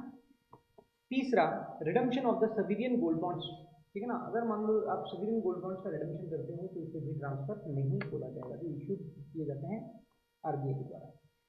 इसी तरीके से अगर आप स्पेसिफाइड कैपिटल एसेट्स मतलब any work of art, archaeological collection, scientific art collections, books, manuscripts, drawings, painting, photographs और प्रिंट, अगर किसी म्यूजियम को, गवर्नमेंट को, नेशनल आर्ट गैलरी को, नेशनल आर्काइव्स को या पब्लिक म्यूजियम को ट्रांसफर करते हो तो it will not be treated as transfer. Transfer of land by sick industrial company, अगर सिक इंडस्ट्रियल कंपनी, यहाँ सिक इंडस्ट्रियल कंपनी आएगा, not Indian company, sick industrial company, ठीक है। अगर transfer of land by sick industrial company, अगर कोई sick industrial company अपनी land का ट्रांसफर करती है, यस, वो भी ट्रांसफर नहीं बोला जाएगा। Transfer in scheme of lending of any security, जो अगर मान लो जो स्कीम है लैंडिंग ऑफ एनी सिक्योरिटी वाली जो स्कीम है, अगर आप उसमें अपनी सिक्योरिटी ट्रांसफर करते हो तो उसे भी ट्रांसफर नहीं बोला जाएगा। Transfer under reverse mortgage mostly for the senior citizen के बेनिफिट के लिए ही लाई गई थी। इसमें क्या होता है कि सीनियर सिटीजन अगर मान लो उसके बाद में कोई रेवेन्यू नहीं है तो वो अपनी प्रॉपर्टी को क्या कर सकता है, प्रॉपर्टी को मॉर्गेज रख के एक रेगुलर या लमसम अमाउंट रिसीव कर सकता है, right, that is reverse mortgage. तो अगर आप रिवर्स मॉर्गेज में अपनी प्रॉपर्टी ट्रांसफर करते हो तो it will not be treated as transfer. इसी तरीके से अंडर कॉर्पोरेटाइजेशन और डिम्यूचुअलाइजेशन ऑफ स्टॉक एक्सचेंज के अंदर आप ट्रांसफर करते हो, ट्रांसफर नहीं माना जाएगा। और special purpose transfer of shares of special purpose equal to business trust, it will not be treated as transfer. चलो अब अगला पार्ट आता है, जब हमें क्लियर हो चुका है कि हमें पहला पार्ट क्लियर हो चुका है। यहाँ पर आप इस चैप्टर को ना 3 पड़ाव में हमने डिस्ट्रीब्यूट कर दिया है। पहला पड़ाव सब हमें पहला पड़ाव में देखना है कि क्या इस पे कैपिटल गेन की लायबिलिटी आएगी, दूसरा आएगी तो कंप्यूटेशन किस तरीके से किया जाएगा, तीसरा हमने कैपिटल गेन का कंप्यूटेशन कर लिया, अब कोई एग्जम्पशन मिल सकती है क्या। चलो तो पहले पड़ाव में हमने क्या देख लिया कि चार्जेबिलिटी, जनरल चार्जेबिलिटी में हमने देख लिया है कि कैपिटल एसेट्स होना चाहिए, ट्रांसफर होना चाहिए। अगर ये दोनों कंडीशन पूरी हो जाती है तो यस उसे टैक्सेबल किया जाएगा, कैपिटल गेन कंप्यूट किया जाएगा। फिर हमने देख लिया है ट्रांसफर, सर्टेन एक्सेप्शन भी देख लिए हैं जहां ट्रांजैक्शन ट्रांसफर है बट ट्रांसफर नहीं माना गया है, मतलब उस पर कैपिटल गेन इंपोज नहीं होगा। तो हमें पूरा क्लियरिटी हो चुका है कि यस कैपिटल गेन इंपोज होगा या नहीं होगा। इवन हमने स्पेसिफिक प्रोविजंस भी कवर कर लिए हैं। तो अब हमें क्लियरिटी हो चुकी है कि कैपिटल गेन इंपोज होगा, अगर होगा तो अब किस तरीके से कंप्यूटेशन किया जाएगा वो हम यहाँ पर देखते हैं, ठीक है। तो सबसे पहले हम देखते हैं computation of the capital gain. तो सबसे पहले sale price minus cost, simple फंडा है। तो सेल प्राइस को हम यहाँ पर बोलेंगे net full value of consideration. Full value of consideration में से अगर आपने उस सेल से रिलेटेड कोई भी एक ट्रांसफर का खर्चा किया है तो वो आप लेस कर दो, तो उसके बाद जो आएगा net full value of consideration, right. उसमें से आप लेस करोगे कॉस्ट ऑफ एक्विजिशन और कॉस्ट ऑफ इंप्रूवमेंट, मतलब फर्दर इंप्रूवमेंट का अगर आपने कोई खर्चा किया है तो ये भी लेस हो जाएगा। और अगर लॉन्ग टर्म है तो इंडेक्स्ड कॉस्ट ऑफ एक्विजिशन और indexed cost of improvement less किया जाएगा, उसके बाद जो आएगा that will be your capital gain. अगर लॉन्ग टर्म है तो लॉन्ग टर्म कैपिटल गेन हो जाएगा, अगर शॉर्ट टर्म असेट्स है तो शॉर्ट टर्म कैपिटल गेन हो जाएगा। अब यहाँ पर दो चीजें अगर आपने अच्छे से पढ़ ली ना तो कोई प्रॉब्लम नहीं आएगी। पहला फुल वैल्यू ऑफ कंसीडरेशन और दूसरा कॉस्ट ऑफ एक्विजिशन। तो सबसे पहले फुल वैल्यू ऑफ कंसीडरेशन मतलब क्या, अगर आप उस एसेट्स को बेच रहे हो तो जो अमाउंट आपको रिसीव हो रही है that is your full value of consideration, right. और दूसरा अगर मान लो अमाउंट रिसीव नहीं हो रही है, आपको इन काइंड कोई कंसीडरेशन रिसीव हो रहा है तो जो एसेट्स आपको रिसीव हो रही है उसका FMV on the date of receiving, उसका एफएमवी आपका फुल वैल्यू ऑफ कंसीडरेशन ले लिया जाएगा। अगर इमूवेबल प्रॉपर्टी आ रही है तो एसडीवी, ठीक है ना, एसडीवी, ठीक है ना। अगर मान लो इमूवेबल प्रॉपर्टी है तब तो एसडीवी ले लो, अदरवाइज एफएमवी ले लो, राइट। तो सिंपल मैंने आपको क्या बोला है कि फुल वैल्यू ऑफ कंसीडरेशन किस तरीके से कंप्यूट किया जाएगा। फुल वैल्यू ऑफ कंसीडरेशन किस तरीके से कंप्यूट किया जाएगा, जो एसेट्स मान लो आपको अगर मॉनेटरी टर्म पे अमाउंट मिल रही है तो वो आपके लिए फुल वैल्यू ऑफ कंसीडरेशन हो जाएगी कि भाई मैंने मान लो एसेट्स बेची, कितना मिला, 60 लाख रुपए मिल गया, तो 60 लाख रुपए आपके लिए क्या हो जाएगा, फुल वैल्यू ऑफ कंसीडरेशन। नहीं नहीं नहीं, मुझे 60 लाख नहीं मिला, मुझे तो एक मकान मिला, मकान की वैल्यू क्या है, 55 लाख रुपए। तो जो एसेट्स आपको रिसीव हो रही है ना उसकी जो एफएमवी होगी या उसकी जो एसडीवी होगी that will be your full value of consideration, right. तो जो मकान आपको मिल रहा है उसकी एसडीवी कितनी है, 55 लाख रुपए, तो 55 lakh will be your full value of consideration. और अगर आपने जो अपनी एसेट्स ट्रांसफर किए उससे रिलेटेड अगर आपने कोई खर्चा किया है तो यस वो यहाँ पर लेस हो जाएगा, उसके बाद आ जाएगा net full value of consideration, right. तो यहाँ पर देखो हमने क्या देखा था, full value of consideration. Full value of consideration बहुत सिंपल है, मैंने सर 60 लाख में बेचा तो 60 लाख मेरे लिए फुल वैल्यू ऑफ कंसीडरेशन हो जाएगा। सर मैंने बेचा, मैंने मकान, मेरा मान लो गोल्ड बेचा लेकिन मेरे को मकान रिसीव हुआ है, मॉनेटरी कंसीडरेशन नहीं मिला है, सर मुझे इन काइंड कंसीडरेशन मिला है। तो इन काइंड अगर आपको कंसीडरेशन मिल रहा है तो जो एसेट्स आपको रिसीव हो रही है राइट, उसकी एफएमवी या उसकी एसडीवी आपके लिए फुल वैल्यू ऑफ कंसिडरेशन हो जाएगी। लेकिन हिंदुस्तान में ना जुगाड़ बहुत होता है, वो जुगाड़ को रोकने के लिए सेक्शन 50C और सेक्शन 50CA इंसर्ट किया गया। सेक्शन 50 तो इमूवेबल प्रॉपर्टी में जो जुगाड़ हुआ करता था, 1 करोड़ में बेचे बट दिखाते हम 30 लाख रुपए थे, क्यों? क्योंकि कैपिटल गेन मोटा लग जाएगा, कैपिटल गेन पे टैक्स आ जाएगा, और दूसरा स्टैम्प ड्यूटी लग जाएगी। सेलर को तो प्रॉब्लम ये होती थी कैपिटल गेन आएगा, सब कैपिटल गेन में मोटा टैक्स लग जाएगा, परचेजर को प्रॉब्लम होती थी स्टैम्प ड्यूटी देनी पड़ेगी, राइट। तो इसके कारण वो ब्लैक मनी में काम ट्रांजेक्शन करते थे। 1 करोड़ की प्रॉपर्टी को 30 लाख में रजिस्ट्री करवाते थे और 70 लाख ब्लैक मनी का लुट आउट ट्रीट करते थे। तो इसीलिए उसको कंट्रोल करने के लिए उन्होंने सेक्शन 50C इंट्रोड्यूस कर दिया। उसमें उन्होंने बोल दिया कि अगर मान लो आप कोई भी मूवेबल प्रॉपर्टी ट्रांसफर करते हो, उसका सेलिंग प्राइस का 110% अगर स्टैम्प ड्यूटी वैल्यू से कम है, क्लियर, सेलिंग प्राइस का 110% अगर स्टैम्प ड्यूटी वैल्यू से कम है, तो stamp duty value will be treated as full value of consideration. लेकिन आपके पास ऑप्शन है, आप चाहो तो, आपको लगता है कि नहीं यार ये तो गलत हो रहा है, तो आप वैल्यूएशन ऑफिसर को मामला रेफर कर सकते हो, आप असेसिंग ऑफिसर को रिक्वेस्ट कर सकते हो, असेसिंग ऑफिसर आपके बिहाफ पे मामला वैल्यूएशन ऑफिसर को रेफर करेगा। और अगर वैल्यूएशन ऑफिसर जो वैल्यू बताता है अगर आपके लिए बेनिफिशियल है, तो यस, उसे कंसिडर कर लिया जाएगा। ठीक है। 50CA में क्या है कि अगर मान लो, I hope this is clear, immovable property के केस में है 50C कि अगर मान लो वापस से बता रहा हूं मैं, अगर आप जो भी एसेट्स बेच रहे हो उसकी जो सेलिंग प्राइस है, उस सेलिंग प्राइस का 110% अगर स्टैम्प ड्यूटी वैल्यू से कम है, तो स्टैम्प ड्यूटी वैल्यू ही उसका फुल वैल्यू ऑफ कंसिडरेशन ले लिया जाएगा। अदरवाइज सेलिंग प्राइस, ठीक है ना, जिस प्राइस पर आपने इसे ट्रांसफर किया है वो ही कंसिडर कर ली जाएगी। ठीक है ना। लेट्स अज्यूम मैं एक एग्जांपल यहाँ पे लेता हूँ ताकि आपको क्लियरिटी हो जाए। सेलिंग प्राइस है मान लो 50 लाख रुपए और स्टैम्प ड्यूटी वैल्यू है 57 लाख रुपए, ठीक है ना, 57 लाख रुपीज। अब सेलिंग प्राइस का 110% कितना होता है? 50 का 110% कितना होता है? This is 55 lakh. क्या 55 लाख 57 लाख से कम है? करेक्ट, कम है। तो इस केस में 57 lakh will be your full value of consideration. But let's assume ये होता 52 लाख, ठीक है, ये होता 52 लाख। तो 52 लाख का 110% होता है 57.2, ठीक है ना, 57.2। क्या ये 57 लाख से कम है? Correct, not correct, right. तो इस केस में जो सेलिंग प्राइस है आपकी 52 lakh will be your full value of consideration. बस ये चीज आप यहां पर ध्यान रखिएगा, ठीक है ना। चलो 50CA क्या बोलता है कि अगर अनकोटेड शेयर्स के केस में, अनकोटेड शेयर्स अगर आप ट्रांसफर करते हो एफएमवी से कम प्राइस पर, तो FMV will be full value of consideration. Unquoted shares के केस में, अनकोटेड शेयर्स मतलब जो अनकोटेड शेयर्स मतलब क्या, इसको समझने के लिए मैं देखना पड़ेगा जो कोटेड शेयर्स नहीं है। और कोटेड शेयर्स को उन्होंने यहाँ पर डिफाइन किया है कि जो रिकॉग्नाइज्ड स्टॉक एक्सचेंज पे लिस्टेड है और क्वार्टेड विद रेगुलरिटी, मतलब जो ट्रेड हो रहे हैं रेगुलर बेसिस पर, जिसकी प्राइस ना मार्केट के करंट ट्रांजैक्शन के बेसिस पे डिटरमाइन की जा रही है, these are the quoted, right. और जो क्वार्टेड नहीं है वो हो जाएंगे अनक्वार्टेड, है ना। एक मोटा मोटी से समझने के लिए हम बोल सकते हैं प्राइवेट कंपनी, अनलिस्टेड कंपनी के शेयर्स, राइट। बट ऐसा है कुछ डिब्बा लिस्टेड कंपनीज भी अनकोटेड हो सकती है अगर उसका मार्केट में रेगुलरली ट्रेड नहीं हो रहा, प्राइस वहां से डिटरमाइन नहीं हो रही है तो। ओके, चलो, तो है वो फुल वैल्यू ऑफ कंसिडरेशन में हमने ये देख लिया है, ठीक है। अच्छा, अगर मान लो, अब अगला क्वेश्चन आता है, सर आपने क्या बताया था full value of consideration? Sir अगर पैसा, अगर मान लो मॉनेटरी टर्म में मिल रहा है तो वो ले लेंगे, अगर इन काइंड मिल रहा है तो जो एसेट्स मिल रही है उसकी वैल्यू ले लेंगे। बट सर अगर ऐसी सिचुएशन आ गई कि एसेट्स जो, मान लो मैंने अपनी एसेट्स ट्रांसफर करी और जो मुझे मिल रहा है कंसिडरेशन में वो डिटरमाइंड, उसकी वैल्यू डिटरमाइंड नहीं हो पा रही है, तो एज पर सेक्शन 50D जो असेट्स आप ट्रांसफर कर रहे हो उसका stamp duty value will be full value of consideration, ठीक है, उसका स्टैम्प ड्यूटी वैल्यू या फेयर मार्केट वैल्यू, ठीक है। चलो, ये वाला हमारा पार्ट हो गया है। अब सेकंड पार्ट हम देखते हैं कॉस्ट ऑफ एक्विजिशन। कि कॉस्ट ऑफ एक्विजिशन मतलब क्या? कॉस्ट ऑफ एक्विजिशन बहुत सिंपल है, आपने कितने में खरीदा, आपने कितने में खरीदा, बहुत सिंपल है। इसका एक जनरल रूल है कि जिस प्राइस पर आपने परचेज किया है that is your cost of acquisition. But यहाँ पर आपको एक चीज ध्यान रखनी पड़ेगी कि अगर आपने 1/4/2001 के पहले अगर कोई एसेट्स खरीदी है तो उस केस में परचेज प्राइस और FMV on 1/4/2001 whichever is higher that will be your cost of acquisition. क्योंकि एक सीआईए जो इंडेक्सेशन का बेनिफिट मिलता है ना 2001 के बाद से ही आपको मिलेगा। 1/4/2001 का जो सीआईए है दैट इज 100, ठीक है ना।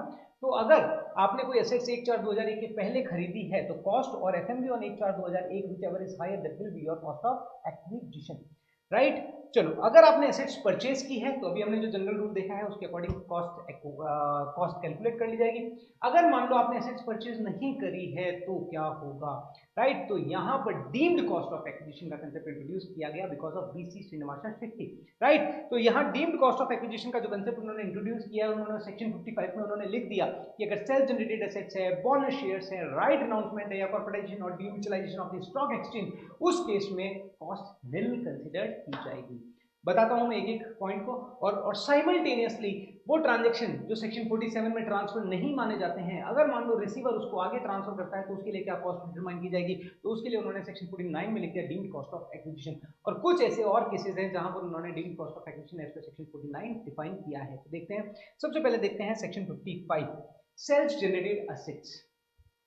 सेल्फ जनरेटेड एसेट्स में goodwill of business not profession, trademark और brand name associated with business, tenancy right, stretch carriage permit, loo marks, patent और copyright, right to manufacture, produce, process any article और thing, right, जिसे हम patent और copyright बोल सकते हैं, और right to carry any business और प्रोफेशन। इन केसेस में अगर आपकी ये सेल्फ जनरेटेड एसेट्स है और अगर आप इसे सेल करते हो तो इसकी कॉस्ट निल मानी जाएगी, इसकी कॉस्ट निल मानी जाएगी, ठीक है ना। यहाँ बीसी श्रीनिवासन शेट्टी का जो जजमेंट है दैट इज वेरी इंपॉर्टेंट, क्योंकि उसी के कारण ये चेंजेस हुए हैं सेक्शन 59 और सेक्शन 55 और section 49 because of that judgement, ठीक है।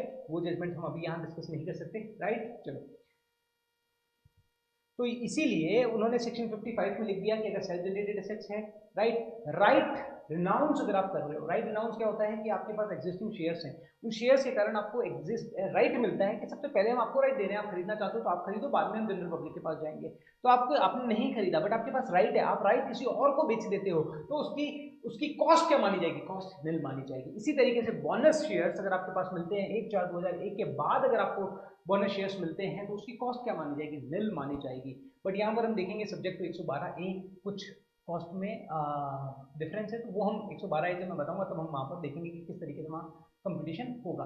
बट जनरल 1/4/2001 के बाद अगर आपने बोनस शेयर्स इशू हुए हैं तो उसकी कॉस्ट आपके लिए निल मानी जाएगी। लेकिन अगर 1/4/2001 के पहले हो तो उस केस में क्या हो जाएगा, कॉस्ट और एफएम विचएवर इज हायर, तो जीरो, बोनस शेयर का पैसा तो लगता नहीं है तो जीरो, और एफएम ऑन 1/4/2001 वो आपके लिए कॉस्ट ऑफ एक्विजिशन कंसीडर हो जाएगी। बट 1/4/2001 के बाद अगर है तो जीरो कॉस्ट मानी जाएगी।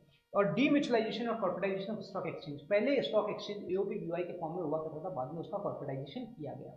तो जो आपके पास मेंबरशिप थी उसके बदले आपको शेयर होल्डिंग मिल गई और आपको ट्रेडिंग और क्लियरिंग राइट मिल गया। तो ट्रेडिंग और क्लियरिंग राइट अगर आप फ्यूचर में बेचते हो तो उसकी कॉस्ट क्या मानी जाएगी, जीरो मानी जाएगी, निल मानी जाएगी। तो यहाँ पर सेक्शन 55 में लिखा हुआ है। अब आते हैं certain transaction which will not be treated as transaction, उस केस में कॉस्ट क्या मानी जाएगी। मान लो कॉस्ट किसके लिए, जब बेचने वाले रिसीवर के लिए, मान लो certain transaction which will not be treated as transfer, तो ट्रांसफर जिसने मान लो ट्रांसफर के हाथ में कैपिटल गेन इंपोज होगा ही नहीं, एज पर सेक्शन 47 उन्हें ट्रांसफर माना ही नहीं गया है। बट रिसीवर अगर इस एसेट्स को आगे बेचेगा तो उसके लिए क्या कॉस्ट कंसीडर की जाएगी, यहां पर उन्होंने लिखा है deemed cost of acquisition, right. तो हम देखते हैं सबसे पहले वो वाले केसेस।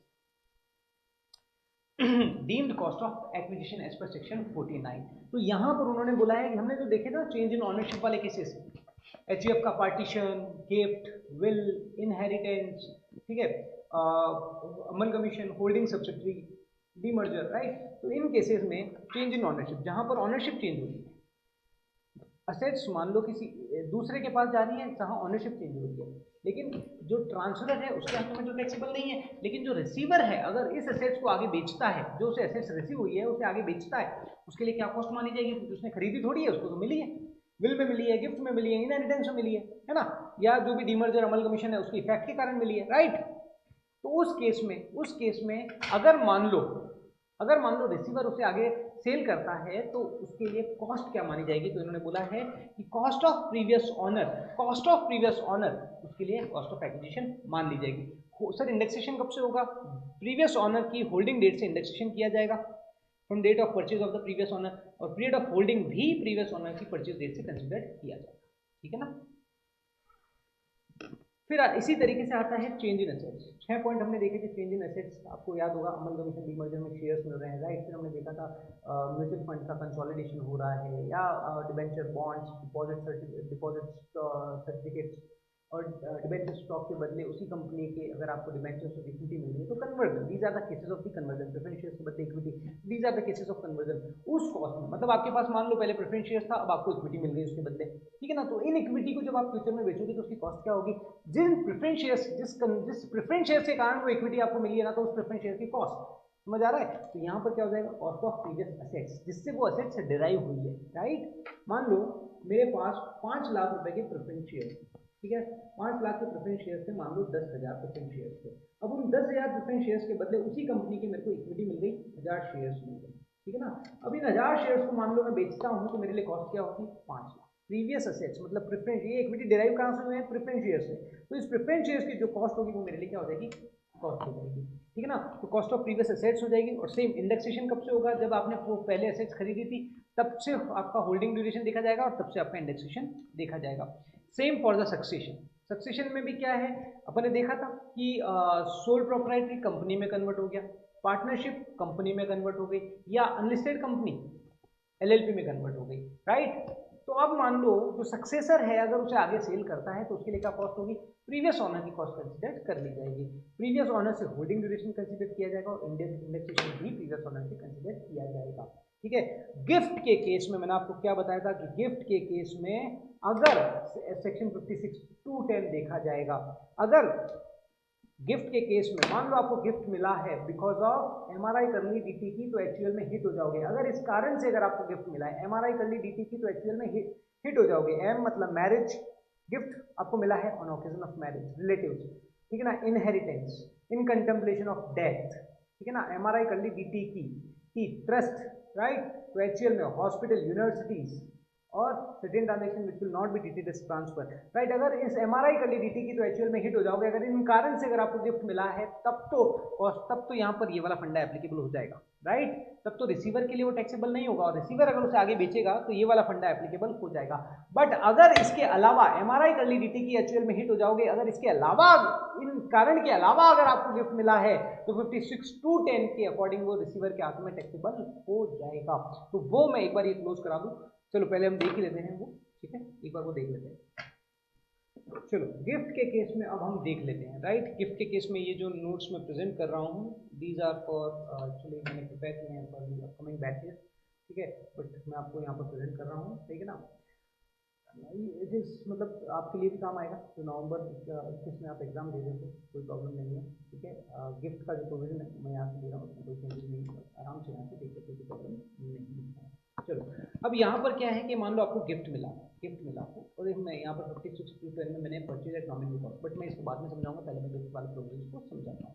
मैंने क्या बोला था, अगर आपको गिफ्ट रिसीव हुआ हो बिकॉज ऑफ एमआरआई कर डी की, तो एक्चुअल में हिट हो जाओगे। अगर इस कारण से अगर आपको गिफ्ट मिला है तब तो वो आपके लिए टैक्सेबल नहीं होगा। इन हैंड्स ऑफ रिसीवर मैं बात कर रहा हूँ, in hands of receiver, in hands of receiver. देखो गिफ्ट अगर सेक्शन 47 में तो साफ साफ मना कर दिया है कि ट्रांसफर के हाथों में टैक्सेबल नहीं होगा, बट रिसीवर के हाथों में क्या ट्रीटमेंट होगा वो 56(2)(10) बताता है। तो रिसीवर के हाथों में अगर आपको गिफ्ट मिला है बिकॉज ऑफ एमआरआई कर ली डीटी की, एक्चुअल में हिट हो जाओगे। अगर इस कारण से अगर आपको गिफ्ट मिला है तो वो आपके लिए टैक्सेबल नहीं होगा। इसके अलावा अगर किसी आपको रीजन से मिला है तो यस वो आपके लिए टैक्सेबल हो जाएगा। तो देखते हैं एमआरआई कर ली डीटी की एक्चुअल में हिट हो जाओगे। एम on the occasion of marriage, or relative से अगर आपको मिली है, इन आई इनहेरिटेंस में या विल में अगर आपको एसेट्स मिली है, D in contemplation of death अगर आपको कोई एसेट्स मिली है, T from trust, H from hospital medical institutions, U universities educational institutions, L local authority से अगर आपको कोई एसेट्स रिसीव हुई है, या H by hospital trust referred under section 1023 के द्वारा कोई एसेट्स रिसीव की गई है, I from an individual by trust for the benefit of relatives of the individual. अगर अपने किसी इंडिविजुअल ने अपने रिलेटिव के बेनिफिट के लिए अगर ट्रस्ट को प्रॉपर्टी ट्रांसफर किया है, यस वो भी यहाँ पर कवर आ जाएगी। और by way of transfer not treated as transfer, और सर्टेन ट्रांजेक्शन जो हमने देखे थे ना 47 में, ट्रांसफर नहीं माने जाएंगे। उस वे में अगर आपको कोई एसेट्स रिसीव हुई है तो यस रिसीवर के हाथों में वो टैक्सेबल नहीं होगी। बट इसके अलावा किसी भी कारण से अगर रिसीवर को एसेट्स मिली है, यस वो 56(2)(10) के अकॉर्डिंग टैक्सेबल हो जाएगी। बट उसको कंप्यूट किस तरीके से किया जाएगा, सर कितना अमाउंट टैक्सेबल होगा। अगर इनके अलावा किसी भी रीजन से अगर आपको मान लो कैश गिफ्ट रिसीव होता है तो एग्रीगेट 50,000 रुपये तक तो कोई प्रॉब्लम नहीं है। एग्रीगेट 50,000 मतलब मान लो ए बी सी डी सबका मिला के 50,000 की लिमिट देखी जाएगी साल भर की। एग्रीगेट 50,000 तक अगर आपको गिफ्ट रिसीव होता है कैश, कोई प्रॉब्लम नहीं है, टैक्सेबल नहीं होगा। लेकिन अगर 50,000 से 1 रुपया भी ज़्यादा अगर आपको रिसीव हो गया, पूरा का पूरा टैक्सेबल हो जाएगा। इसी तरीके से मूवेबल प्रॉपर्टी, मूवेबल प्रॉपर्टी में सिर्फ और सिर्फ स्पेसिफिक प्रॉपर्टी को कवर किया गया है जिसपे जिनकी प्राइस जनरली इंक्रीज होती है। जाडा एसपी बस, jewellery, archaeological collections, drawings, any work of art, sculptures, painting, bullion और शेयर्स, राइट। तो इन प्रॉपर्टी के केस में क्या है कि अगर मान लो आपको गिफ्ट रिसीव होता है तो इनकी फेयर मार्केट वैल्यू देखी जाएगी। अगर इनकी एग्रीगेट फेयर मार्केट वैल्यू 50,000 रुपए से ज्यादा है, राइट। अभी आप ये मत देखना, ये मैं आपको बाद में बताऊंगा, ठीक है। अभी आप सिर्फ और सिर्फ गिफ्ट पे फोकस करना। मूवेबल प्रॉपर्टी अगर आपको गिफ्ट में मिली है तो एग्रीगेट फेयर मार्केट वैल्यू अगर 50,000 रुपए से ज्यादा है, एग्रीगेट फेयर मार्केट वैल्यू जो भी मूवेबल प्रॉपर्टी आपको मिली है उन सभी का total aggregate fair market value अगर 50,000 रुपए से ज्यादा है तो पूरा का पूरा आपके ये टैक्सेबल हो जाएगा, रिसीवर के लिए टैक्सेबल हो जाएगा under the head IFOS, income from other sources. और इसी तरीके से इमूवेबल प्रॉपर्टी, अगर इमूवेबल प्रॉपर्टी आपको गिफ्ट में मिली है तो देखा जाएगा individual property, I say I individual property, right. Individual property की एसडीवी अगर 50,000 रुपए से ज्यादा है तो पूरा का पूरा आपके लिए IFOS हेड में टैक्सेबल हो जाएगा, ठीक है ना, इन हैंड्स ऑफ रिसीवर, ठीक है। अब मान लो रिसीवर इसको आगे सेल करता है तो उसके लिए कॉस्ट ऑफ एक्विजिशन क्या होगी, राइट। अब देखो एसडीवी, अगर मान लो इमूवेबल प्रॉपर्टी है तो एसडीवी उसके लिए कॉस्ट ऑफ एक्विजिशन हो जाएगी, और अगर मूवेबल प्रॉपर्टी है तो एफएमवी उसके लिए कॉस्ट ऑफ एक्विजिशन हो जाएगी, ठीक है ना। चलो दूसरा, अब हम देखते हैं कि यहाँ पर हिंदुस्तानियों ने जुगाड़ करना शुरू कर दिया। हिंदुस्तानियों ने क्या किया, चलो गिफ्ट नहीं लेते हैं क्योंकि गिफ्ट टैक्स हो रहा है 56 to 10 में, अपन क्या करते हैं नॉमिनल प्राइस पे लेते हैं, तो नॉमिनल प्राइस को भी उन्होंने यहाँ पर कवर कर लिया। मान लो 10 लाख की एसेट्स अगर मैं गिफ्ट में लूंगा ना तो रिसीवर के लिए टैक्सेबल हो जाएगी, ठीक है। और उन्होंने क्या, चलो गिफ्ट में लेते हैं नॉमिनल प्राइस पे लेते हैं, 10 लाख को 10,000 में लेते हैं, 10 लाख के एसेट्स को 10,000 में लेते हैं, मतलब नॉमिनल प्राइस पे, ठीक है, ताकि रिसीवर के हाथों में टैक्सेबल ना हो। बट यहाँ पर 56 to 10 ने उसको भी कवर कर दिया। उन्होंने बोला है कि मान लो अगर आपने नॉमिनल एसेट्स पर उसको परचेज, नॉमिनल प्राइस पर अगर आपने उसे परचेज किया, मूवेबल प्रॉपर्टी, ठीक है ना, मूवेबल प्रॉपर्टी को अगर आपने नॉमिनल प्राइस पर अगर परचेज किया है तो एग्रीगेट आप देखोगे, सबसे पहले आप इसमें देखो, आपने aggregate FMV minus purchase price, ठीक है। एग्रीगेट जो भी मूवेबल प्रॉपर्टी आपने नॉमिनल कॉस्ट पर परचेज की है उन एग्रीगेट एफएमवी ले लो और उसका एग्रीगेट परचेज प्राइस ले लो, उनका डिफरेंस अगर 50,000 रुपए से ज्यादा है तो वो डिफरेंस आपका IFOS हेड में टैक्सेबल हो जाएगा। और अगर मान लो फ्यूचर में आप इन एसेट्स को बेचते हो तो जो एफएमवी है that will be your full value, that will be cost of acquisition, ठीक है। इसी तरीके से इमूवेबल प्रॉपर्टी के केस में क्या हो जाएगा कि अगर इंडिविजुअल प्रॉपर्टी का SDV minus purchase price, SDV minus purchase price का जो डिफरेंस है वो अगर 50,000 से ज्यादा है प्लस सेलिंग प्राइस का 110% प्लस सेलिंग प्राइस का 110% स्टैम्प ड्यूटी वैल्यू से कम है, अगर ये दोनों कंडीशन फुलफिल हो जाती है तो stamp duty value minus purchase price, right, उसका जो डिफरेंस होगा वो आपका IFOS हेड में टैक्सेबल हो जाएगा। और अगर फ्यूचर में इस एसेट्स को आप सेल करते हो, रिसीवर अगर फ्यूचर में इस एसेट्स को सेल करता है तो जो एसडीवी है that will be cost of acquisition, right. तो I hope this is clear, right. Relatives की डेफिनेशन आप इसमें देख लीजिएगा, नोट्स के अंदर सारी गिवन है, ठीक है। मूवेबल प्रॉपर्टी यहाँ पर गिवन है, नोट आप एक बार देख लीजिएगा, ठीक है। चलो अब हम आते हैं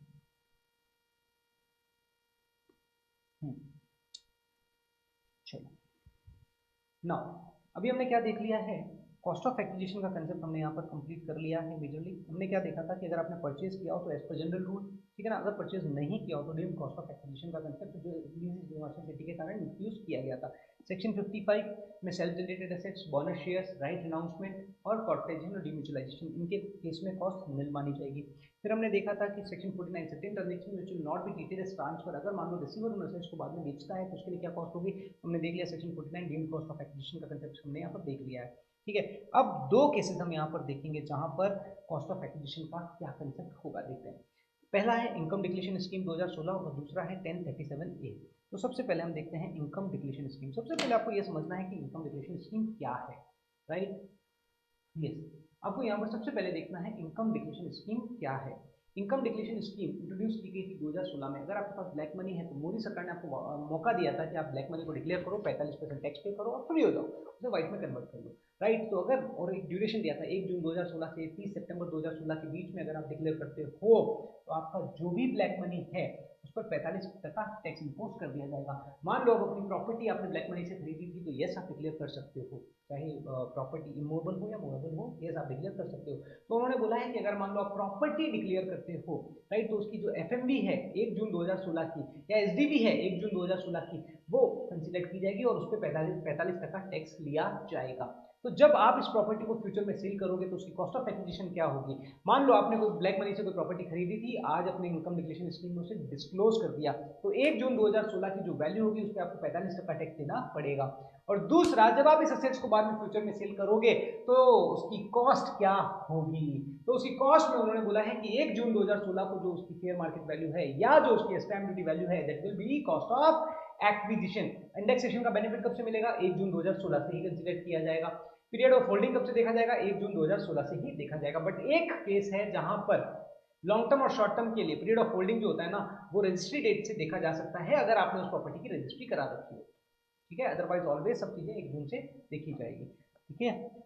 फिर आता है 1037A। 1037A एक्चुअली क्या है, क्यों लाया गया? देखो, अगर आपको आइडिया हो, आंध्रा और तेलंगाना अलग अलग स्टेट्स हो चुके हैं।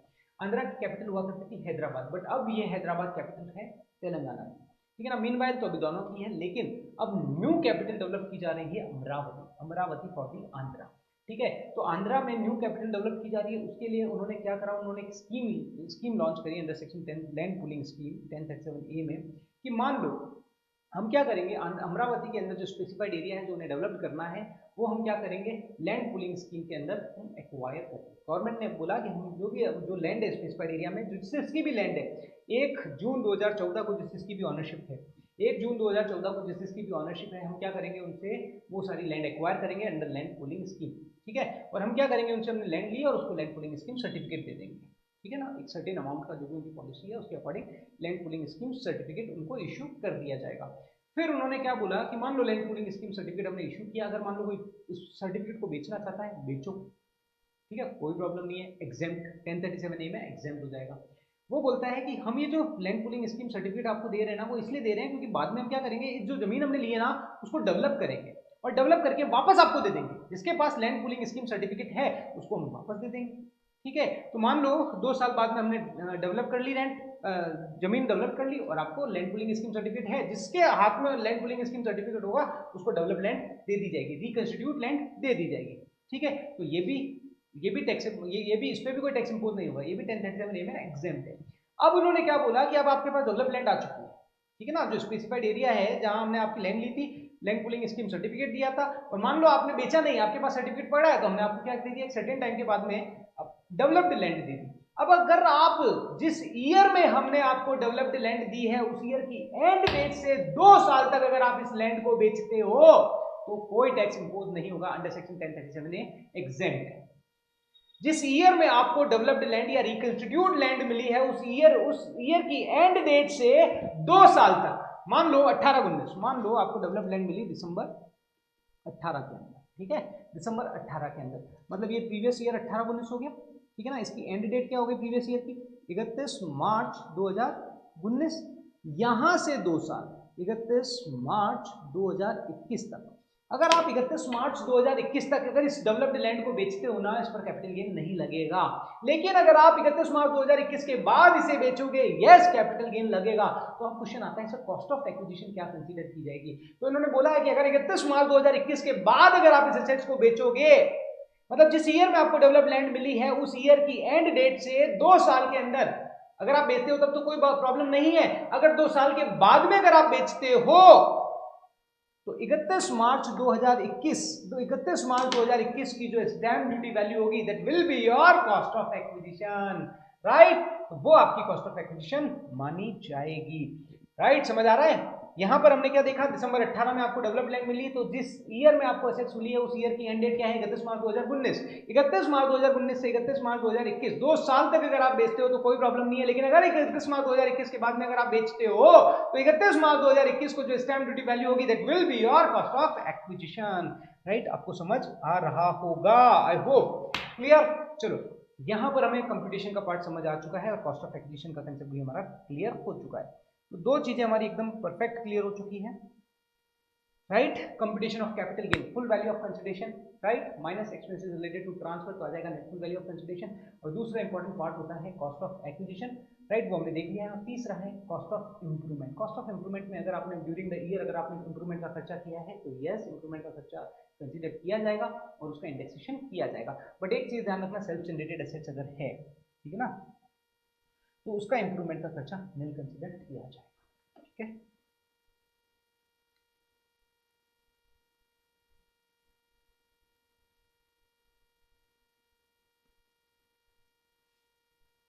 चलो आगे चले अपन।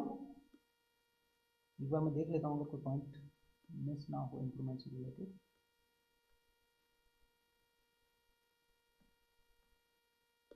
ठीक है, आई होप चलो अब हम आते हैं प्रोविजोस। कंप्यूटेशन हमने देख लिया है, कंप्यूटेशन का तरीका क्या होता है। Full value of consideration minus expenses related to transfer, right, less cost of acquisition और indexed cost of acquisition, cost of improvement और indexed cost of improvement, right. अब आता है सेक्शन, ये तो है कंप्यूटेशन का तरीका, बट कुछ ऐसे केसेस हैं जहां कंप्यूटेशन के तरीके में थोड़ा सा चेंजेस है। सेक्शन 48 ने बता दिया भैया ये कंपटीशन का तरीका है, लेकिन प्रोविजोस इंसर्ट किए गए, प्रोविजोस इंसर्ट किए गए, भैया जो तुम्हारा कंपटीशन का तरीका है ना, नहीं नहीं नहीं नहीं ये नहीं चलेगा, थोड़ा सा चेंज करना पड़ेगा, कुछ प्रॉब्लम्स आई होगी इसके कारण प्रोविजोस इंसर्ट किए गए। सबसे पहले मैं आपको प्रोविजो 2 बता देना चाहता हूँ, जहां बोला गया है कि अगर मान लो लॉन्ग टर्म है तो इंडेक्स्ड कॉस्ट ऑफ एक्विजिशन, मतलब हम जो बोलते हैं ना, जो अगर आप सेक्शन 48 देखोगे, सेक्शन 48 तो सिंपल बोलता है selling price minus cost, indexation की बात नहीं करता, इंडेक्सेशन की बात करवाता है प्रोविजो 2। बोले नहीं अगर लॉन्ग टर्म है तो आपको इंडेक्सेशन करना पड़ेगा। तो I hope two is clear. ठीक है,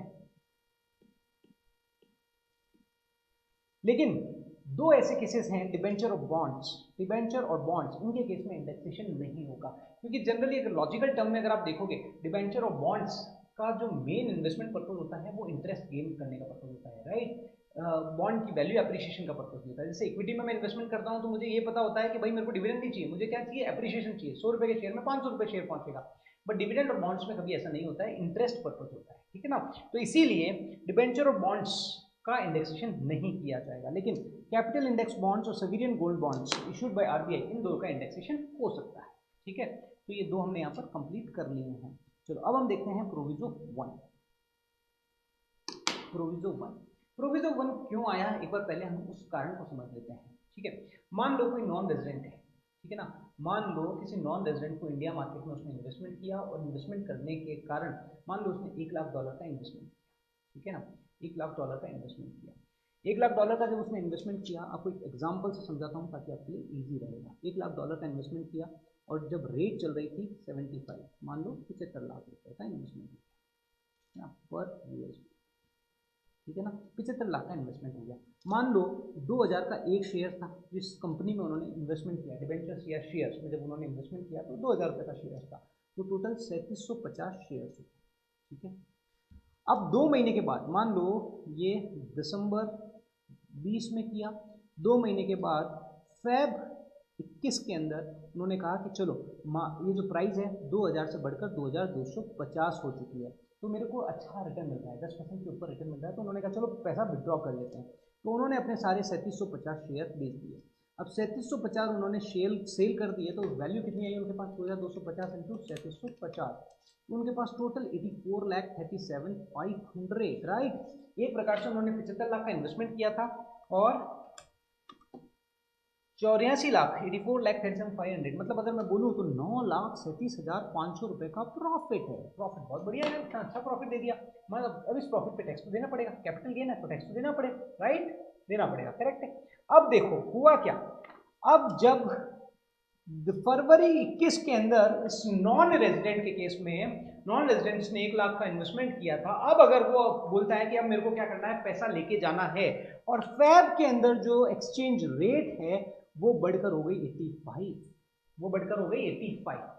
पहले जब इन्वेस्टमेंट किया था तो 75 थी, अब हो गई बढ़कर 85 यूएसडी, मतलब रुपया कमजोर हो गया because of rupee depreciation, right, रुपया कमजोर हो गया। अब आप देखना यहाँ पर सिचुएशन क्या होगी, 84,37,500 जब वो लेके जाना चाहता है तो वो कितना लेके जा रहा है, 99,265 यूएसडी लेके जा रहा है। उसने इन्वेस्टमेंट कितना किया था, 1 लाख यूएसडी का इन्वेस्टमेंट किया था, और आज जब पैसा लेके जा रहा है तो 99,265, तो लॉस है उसको, और ऊपर से तुम 9,37,000 पे टैक्स और लगा रहे हो। एक तरफ से क्या बोल रहे हो, प्रॉफिट हुआ है एनआर में, लेकिन एक्चुअल में उसको यूएसडी के अंदर लॉस हुआ है, उसके दिल का दर्द कौन समझे, समझना तो पड़ेगा ना। तो इसी कारण प्रोविजो 1 इंसर्ट किया गया। उस प्रोविजो 1 में इन्होंने क्या बोला, उस प्रोविजो 1 में उन्होंने क्या बोला कि अगर कोई भी नॉन रेजिडेंट, प्रोविजन 1 में उन्होंने बोला है कि कोई नॉन रेजिडेंट अगर इन्वेस्ट करता है या री इन्वेस्ट करता है in foreign currency in shares और debentures of the Indian company, shares और debenture, debenture it includes bonds also, right. अगर कोई भी नॉन रेजिडेंट इंडियन कंपनी के शेयर्स या डिबेंचर्स में इन्वेस्ट करता है फॉरेन करेंसी के अंदर, राइट, तो उसका जो कैपिटल गेन है ना सबसे पहले यूएसडी में कैलकुलेट किया जाएगा और फिर उसे आईएनआर में कन्वर्ट किया जाएगा, ताकि जो भी लॉस वाली सिचुएशन आई थी ना वैसी ना हो। मतलब एक तरफ उससे आईएनआर में प्रॉफिट था तो टैक्स ले लिया और दूसरी तरफ एक्चुअली रियलिटी में उसको लॉस है, तो उन्होंने बोला सबसे पहले उसका जो कैपिटल गेन है वो यूएसडी में कंप्यूट कर लो और यूएसडी में कंप्यूट करने के बाद उसे आईएनआर में कन्वर्ट कर लो, ताकि हमें कहानी समझ में आए कि उसको रियल में प्रॉफिट है या लॉस है, ठीक है। तो इसीलिए इन्होंने क्या बोला कि then such capital gain on such assets of non resident will be calculated in the foreign currency first and then such capital gain convert in INR as per rule 115A। 115A क्या बोलता है, देखो किस तरीके से calculate करना है। सबसे पहले फुल वैल्यू ऑफ कंसिडरेशन, उसी एग्जांपल को मैं यहाँ पे ले लेता हूँ जो भी हमने कंटिन्यू किया था। फुल वैल्यू ऑफ कंसिडरेशन, देखो consideration in INR, consideration in INR 3750 into 2250 हो गया था, है ना, ये आपका 3750 इंटू 2250, तो ये हो गया था आपका 84,37,500। और मान लो उस समय की एवरेज रेट है 85, मैं एग्जांपल के लिए बता रहा हूँ, एवरेज रेट जो आपको कंप्यूट करनी है वो इस तरीके से कंप्यूट करनी है, एवरेज ऑफ टीटी बीआर और टीटी सेलिंग रेट। आपको टीटी बाइंग रेट मिलेगी, टीटी सेलिंग रेट मिलेगी, जिस दिन आपने ट्रांजेक्शन किया है, जिस दिन आपने ट्रांजेक्शन किया है उस दिन की टीटी बाइंग रेट और टीटी सेलिंग रेट, ठीक है ना, उस अपॉन 2, तो ये आपका एवरेज आ जाएगा, ठीक है ना। तो आपने यहाँ पर क्या किया, लेट्स अज्यूम 85, तो ये आ गया आपका 99,265, ठीक है। Expenses related to transfer let's assume नहीं है, तो 99,265, ठीक है। अब जब आपने उसे परचेज किया था तब आपने कितने में परचेज किया था, तब आपने 75 लाख रुपए में परचेज किया था, लेट्स अज्यूम उस समय की रेट थी 75, तो ये कितना हो गया 1 लाख। तो अब रियलिटी में आपको यही समझ आ गया सर इसको तो लॉस हुआ है, 735 का लॉस हुआ है, तो आप उस पर कैपिटल गेन थोड़ी लगाओगे, राइट, आप उसको बेनिफिट दे सकते हो, राइट। 700 क्या लॉस हुआ है, अब इसको आईएनआर में कन्वर्ट किया जाएगा, इसको आईएनआर में कन्वर्ट किया जाएगा विद टीटी बाइंग रेट, बस ये आपको ध्यान रखना है on the date of transaction, ठीक है ना, ये आपको ध्यान रखना है। तो इस तरीके से यहाँ पर कैलकुलेशन होगी, ठीक है। चलो आगे चलते हैं, प्रोविजन नंबर 3। अच्छा, इसी से रिलेटेड मैं आपको एक प्रोविजो 5th बताऊंगा, जहां पर स्पेसिफिकली रुपी डिनोमिनेटेड बॉन्ड्स के लिए मैंने आपको यहाँ बताया था ना कि अगर कोई भी नॉन रेजिडेंट इंडियन कंपनी के शेयर्स या डिबेंचर्स में इन्वेस्ट करता है, debenture it includes bonds also, ठीक है ना, डिबेंचर इंक्लूड्स बॉन्ड्स ऑल्सो, तो फॉरेन करेंसी में अगर इन्वेस्टमेंट करता है, राइट, तो 111A के अकॉर्डिंग, सॉरी फर्स्ट प्रोविजो के अकॉर्डिंग उसका कैपिटल गेन कंप्यूट किया जाएगा। लेकिन जो कैपिटल गेन में मान लो यहाँ तो रुपी एप्रिशिएट हो रहा था, अगर मान लो रुपी एप्रिशिएट हो जाता है, रुपी एप्रिशिएट होने के कारण अगर उसको कोई गेन हो रहा है तो वो इग्नोर कर दिया जाएगा, वो मैं आपको बताऊंगा प्रोविजो 5 में, रुक जाओ। चलो ठीक है, प्रोविजो 2 देख लिया, 3 देख लिया, सॉरी 3 ये रहा। In case of 112A equity share, equity oriented mutual fund, unit of business trust, right, जिस पर एसटी पे किया हो, तो यहाँ पर first and second proviso applicable नहीं होगा, first and second proviso applicable नहीं होगा, मतलब इंडेक्सेशन भी नहीं होगा और ना नॉन रेजिडेंट को बेनिफिट मिलेगा, ठीक है। फिफ्थ प्रोविजो रुपी डिनोमिनेटेड बॉन्ड्स, जो मैं भी आपको बता रहा था, अगर मान लो आपने रुपी डिनोमिनेटेड बॉन्ड्स, अगर आपको फॉरेन एक्सचेंज गेन हुआ हो रुपी डिनोमिनेटेड बॉन्ड्स पर, ठीक है ना, तो उसे इग्नोर करना पड़ेगा। Foreign exchange gain on rupee denominated bonds because of rupee appreciation, because of rupee appreciation, ठीक है ना, रुपी एप्रिसिएशन के कारण अगर गेन हो रहा है ना तो वो इग्नोर करना है, वो मैं अभी आपको समझाता हूँ, ठीक है। अगर रुपी एप्रिसिएशन के कारण अगर आपको गेन हो रहा है तो उसे इग्नोर करना है, ठीक है। तो यहाँ पर क्या बोला है कि नॉन रेजिडेंट के केस में पहले आप कंप्यूटेशन तो कर लो फर्स्ट प्रोविजो के अकॉर्डिंग, फिर आप क्या करो, capital gain in foreign currency and then compute foreign exchange gain due to rupee appreciation, और फिर रुपी एप्रिसिएशन के कारण एक्चुअली आपको कितना गेन हुआ है वो कंप्यूट करो, उस पर इग्नोर सच गेन, उस गेन को इग्नोर कर दो, उस पर कैपिटल गेन इम्पोज नहीं होगा। चलो एग्जाम्पल ये देख लेते हैं, मान लो एक नॉन रेजिडेंट इन्वेस्ट करता है 1 लाख USD 70 रुपये के डिनोमिनेटेड बॉन्ड्स पर, ठीक है ना, at a price of 1000 rupees per bond, ठीक है ना। तो देखो 1 lakh USD at the rate of 70, तो 70 लाख हो गए, 70 लाख का इन्वेस्टमेंट किया 1000 रुपये के हिसाब से, तो 70 लाख अपॉन 1000, तो 7000 बॉन्ड्स आपने खरीदे, 70 लाख का टोटल इन्वेस्टमेंट था। रिडम्पशन पे ना उसकी प्राइस कितनी हो गई 65। रिडम्पशन पे मान लो आपको 1000 का 1000 ही मिल रहा है, लेट्स अज्यूम आपको 1000 का 1000 ही मिल रहा है, 1000 से ज़्यादा मिलेगा that is separate point, but आपको लेट्स अज्यूम 1000 का 1000 ही मिल रहा है। तो अब सिचुएशन क्या होगी, देखो बेस वैल्यू, ठीक है ना, बेस वैल्यू आपकी क्या है 70 लाख अपॉन 65। अब आपको 70 लाख ही मिल रहा है बॉन्ड्स पे, ठीक है, मान लो आपको एक रिटर्न मिल रहा है, ऊपर जो मिल रहा है पैसा अलग है, बट मैं तो बोल रहा हूँ साहब मेरे को 70 लाख और मान लो 4 लाख का प्रॉफिट मिला, 4 लाख का प्रॉफिट, 2 लाख का प्रॉफिट मिला, वो एक अलग चीज है। मेरे को तो 70 लाख मिले, आज एक्सचेंज गेन के कारण उस पर यूएसडी में मैं कितना ज्यादा लेके जाऊंगा, मैं लाया था 1 लाख यूएसडी, लेके जा रहा हूँ 1,07,662। जब मैं प्रोविजो 1 के अगर अकॉर्डिंग कंप्यूटेशन करूंगा तो मैं क्या बोलूंगा, मेरा सेल प्रोसीड ये है और मेरी कॉस्ट ये है, तो 7,662 रुपए का जो मेरे को गेन हो रहा है वो गेन हो रहा है बिकॉज ऑफ रुपी एप्रिसिएशन, ठीक है ना। ये जो गेन हो रहा है ये अग्री, बट ये जो गेन हो रहा है ये तो सिर्फ और सिर्फ रुपी एप्रिसिएशन के कारण गेन हो रहा है, तो इसे इग्नोर कर दिया जाएगा in case of rupee denominated bonds, ठीक है ना। चलो, और 7 proviso STT not loss, security transaction tax का आपको कोई बेनिफिट नहीं मिलेगा। चलो यहाँ तक अभी हमने देख लिया है, अब कुछ एक सेक्शंस और हैं, फटाफट से देखते हैं, क्लोज करते हैं और इस चैप्टर को क्लोज करते हैं। और सेक्शन 54 की जो एग्जाम्पशंस है नोट्स में गिवन है, आप उससे एक बार गो थ्रू कर लीजिएगा, ठीक है, फटाफट से हो जाएगी, कोई प्रॉब्लम नहीं होगी। चलो अभी हमने क्या देख लिया है, समरी ऑफ ऑल चैप्टर के जो सेक्शंस हमने देखे हैं, section 45 general chargeability, general chargeability में क्या है, कैपिटल एसेट्स होना चाहिए और ट्रांसफर होना चाहिए।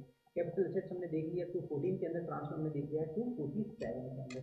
ट्रांसफर के साथ हमने कुछ स्पेसिफिक प्रोविजंस भी देख लिए हैं और certain transaction which will not be treated as transfer as per section 47 वो भी देख लिया है, ठीक है। स्पेसिफिक प्रोविजन देखो हमने देख लिया था, insurance compensation section 45(1)(a), section 45(2) conversion, section 45(2)(a), चलो ये अभी हमने नहीं देखा है, ये हम देख लेते हैं। Assets transfer as capital contribution और असेट्स डिस्ट्रीब्यूशन, चलो ये 3 पॉइंट हम फटाफट से कंप्लीट कर लेते हैं, ठीक है। एक बार ओवरव्यू कर लें फिर कंप्लीट करते हैं। चलो मैं बता ही देता हूँ साइमल्टेनियसली। सेक्शन 45(2)(a), 45(2)(a) क्या बोलती है कि अगर डीमेट फीफो मेथड मतलब फर्स्ट इन फर्स्ट आउट, अगर मान लो पहले आपके पास शेयर्स फिजिकल फॉर्म में थे और अब आप उसे क्या करते हो डीमेट फॉर्म में कन्वर्ट करवाते हो। मान लो हो सकता है आपने कोई एसेट्स बहुत शेयर्स बहुत पहले खरीद रखे थे, मान लो इसको समझने के लिए मैं आपको बताता हूँ, मान लो आपने 1/10/2010 में कोई शेयर्स खरीदे थे 500 शेयर, ठीक है, फिर आपने 1/12/2010 में कोई शेयर खरीदे 100, फिर आपने 1/1/2011 में कोई शेयर्स खरीदे 500, सेम कंपनी के, लेट्स अज्यूम रिलायंस के शेयर्स, ठीक है ना, ये आपके पास फिजिकल फॉर्म में थे। अब आपने जब इसे डीमेट में कन्वर्ट कराया ना, अब जब आपने इसे डीमेट में कन्वर्ट कराया ना, तो पहले इस शेयर्स को कन्वर्ट कराया, फर्स्ट इसको कन्वर्ट कराया, सेकंड इसको कन्वर्ट कराया और थर्ड इसको कन्वर्ट कराया। मतलब पहला डीमेट में कौन आया, 1/12/2010 वाला, ये पहले आया, फिर ये आया और फिर ये आया, ठीक है, समझ आ रहा है। तो डीमेट में जो पहले आया है वो ही पहले निकलेगा, फर्स्ट इन फर्स्ट आउट। तो जब मान लो आपके पास टोटल कितने शेयर्स हो गए, 1100 शेयर्स हो गए, डीमेट में आपके पास 1100 शेयर्स हो गए और मान लो आप 700 शेयर सेल करते हो, तो अब आपको 700 शेयर सेल करते हो तो 700 कौन कौन से शेयर सेल हुए हैं, ताकि आपको पता तो पड़े कि किसी कॉस्ट ऑफ एक्विजिशन कंसीडर की जाए। तो इन 700 शेयर में से सबसे पहले 100 वाले शेयर सेल हुए हैं, ठीक है, फिर दूसरे ये 500 वाले शेयर सेल हुए हैं और फिर तीसरे इसमें इस 500 में से 100 शेयर सेल हुए हैं, ठीक है, समझ आ रहा है। तो 100 शेयर तो कौन से हैं, जो पहले डीमेट में आए, मतलब फर्स्ट इन फर्स्ट आउट, जो पहले डीमेट में आया वो पहले निकलेगा। बस ये जो फीफो पर्पस है वो इसीलिए है, बाकी और कोई नहीं है। अब जो इसकी कॉस्ट लोगे तो जो इसकी 1/12/2010 में जब आपने खरीदा था उस कॉस्ट के अकॉर्डिंग जाओगे, उसका होल्डिंग ड्यूरेशन के अकॉर्डिंग जाओगे, है ना। बस सिर्फ डीमेट में आया है तो वो दिया जाता है, जो पहले डीमेट में आया वो पहले निकलेगा। बस यहाँ कोई कंपटीशन में कुछ बताया नहीं है, उन्होंने सिर्फ एक सीक्वेंस बताया, जो डीमेट में पहले आया वो पहले निकलेगा, ठीक है ना। कंपटीशन तो नॉर्मल तरीके से आपको करना है, क्लियर। फिर आता है 45(3), assets transfer as capital contribution by partner. अगर मान लो कोई पार्टनर पैसा नहीं लाता है, फॉर्म में आता है तो पैसा नहीं लाता है, वो क्या करता है कि असेट्स लेके आ जाता है, तो जिस वैल्यू पर असेट्स रिकॉर्ड की गई है ना, वो उसकी full value of consideration treat की जाएगी, क्योंकि कैपिटल गेन तो कंप्यूट किया जाएगा ना। पार्टनर ने असेट्स फॉर्म को ट्रांसफर कर दी है ना, तो कैपिटल गेन तो कंप्यूट होगा। फेयर मार्केट वैल्यू क्या होगी, तो जिस वैल्यू पर फॉर्म ने उसे रिकॉर्ड किया है that will be treated as full value of consideration.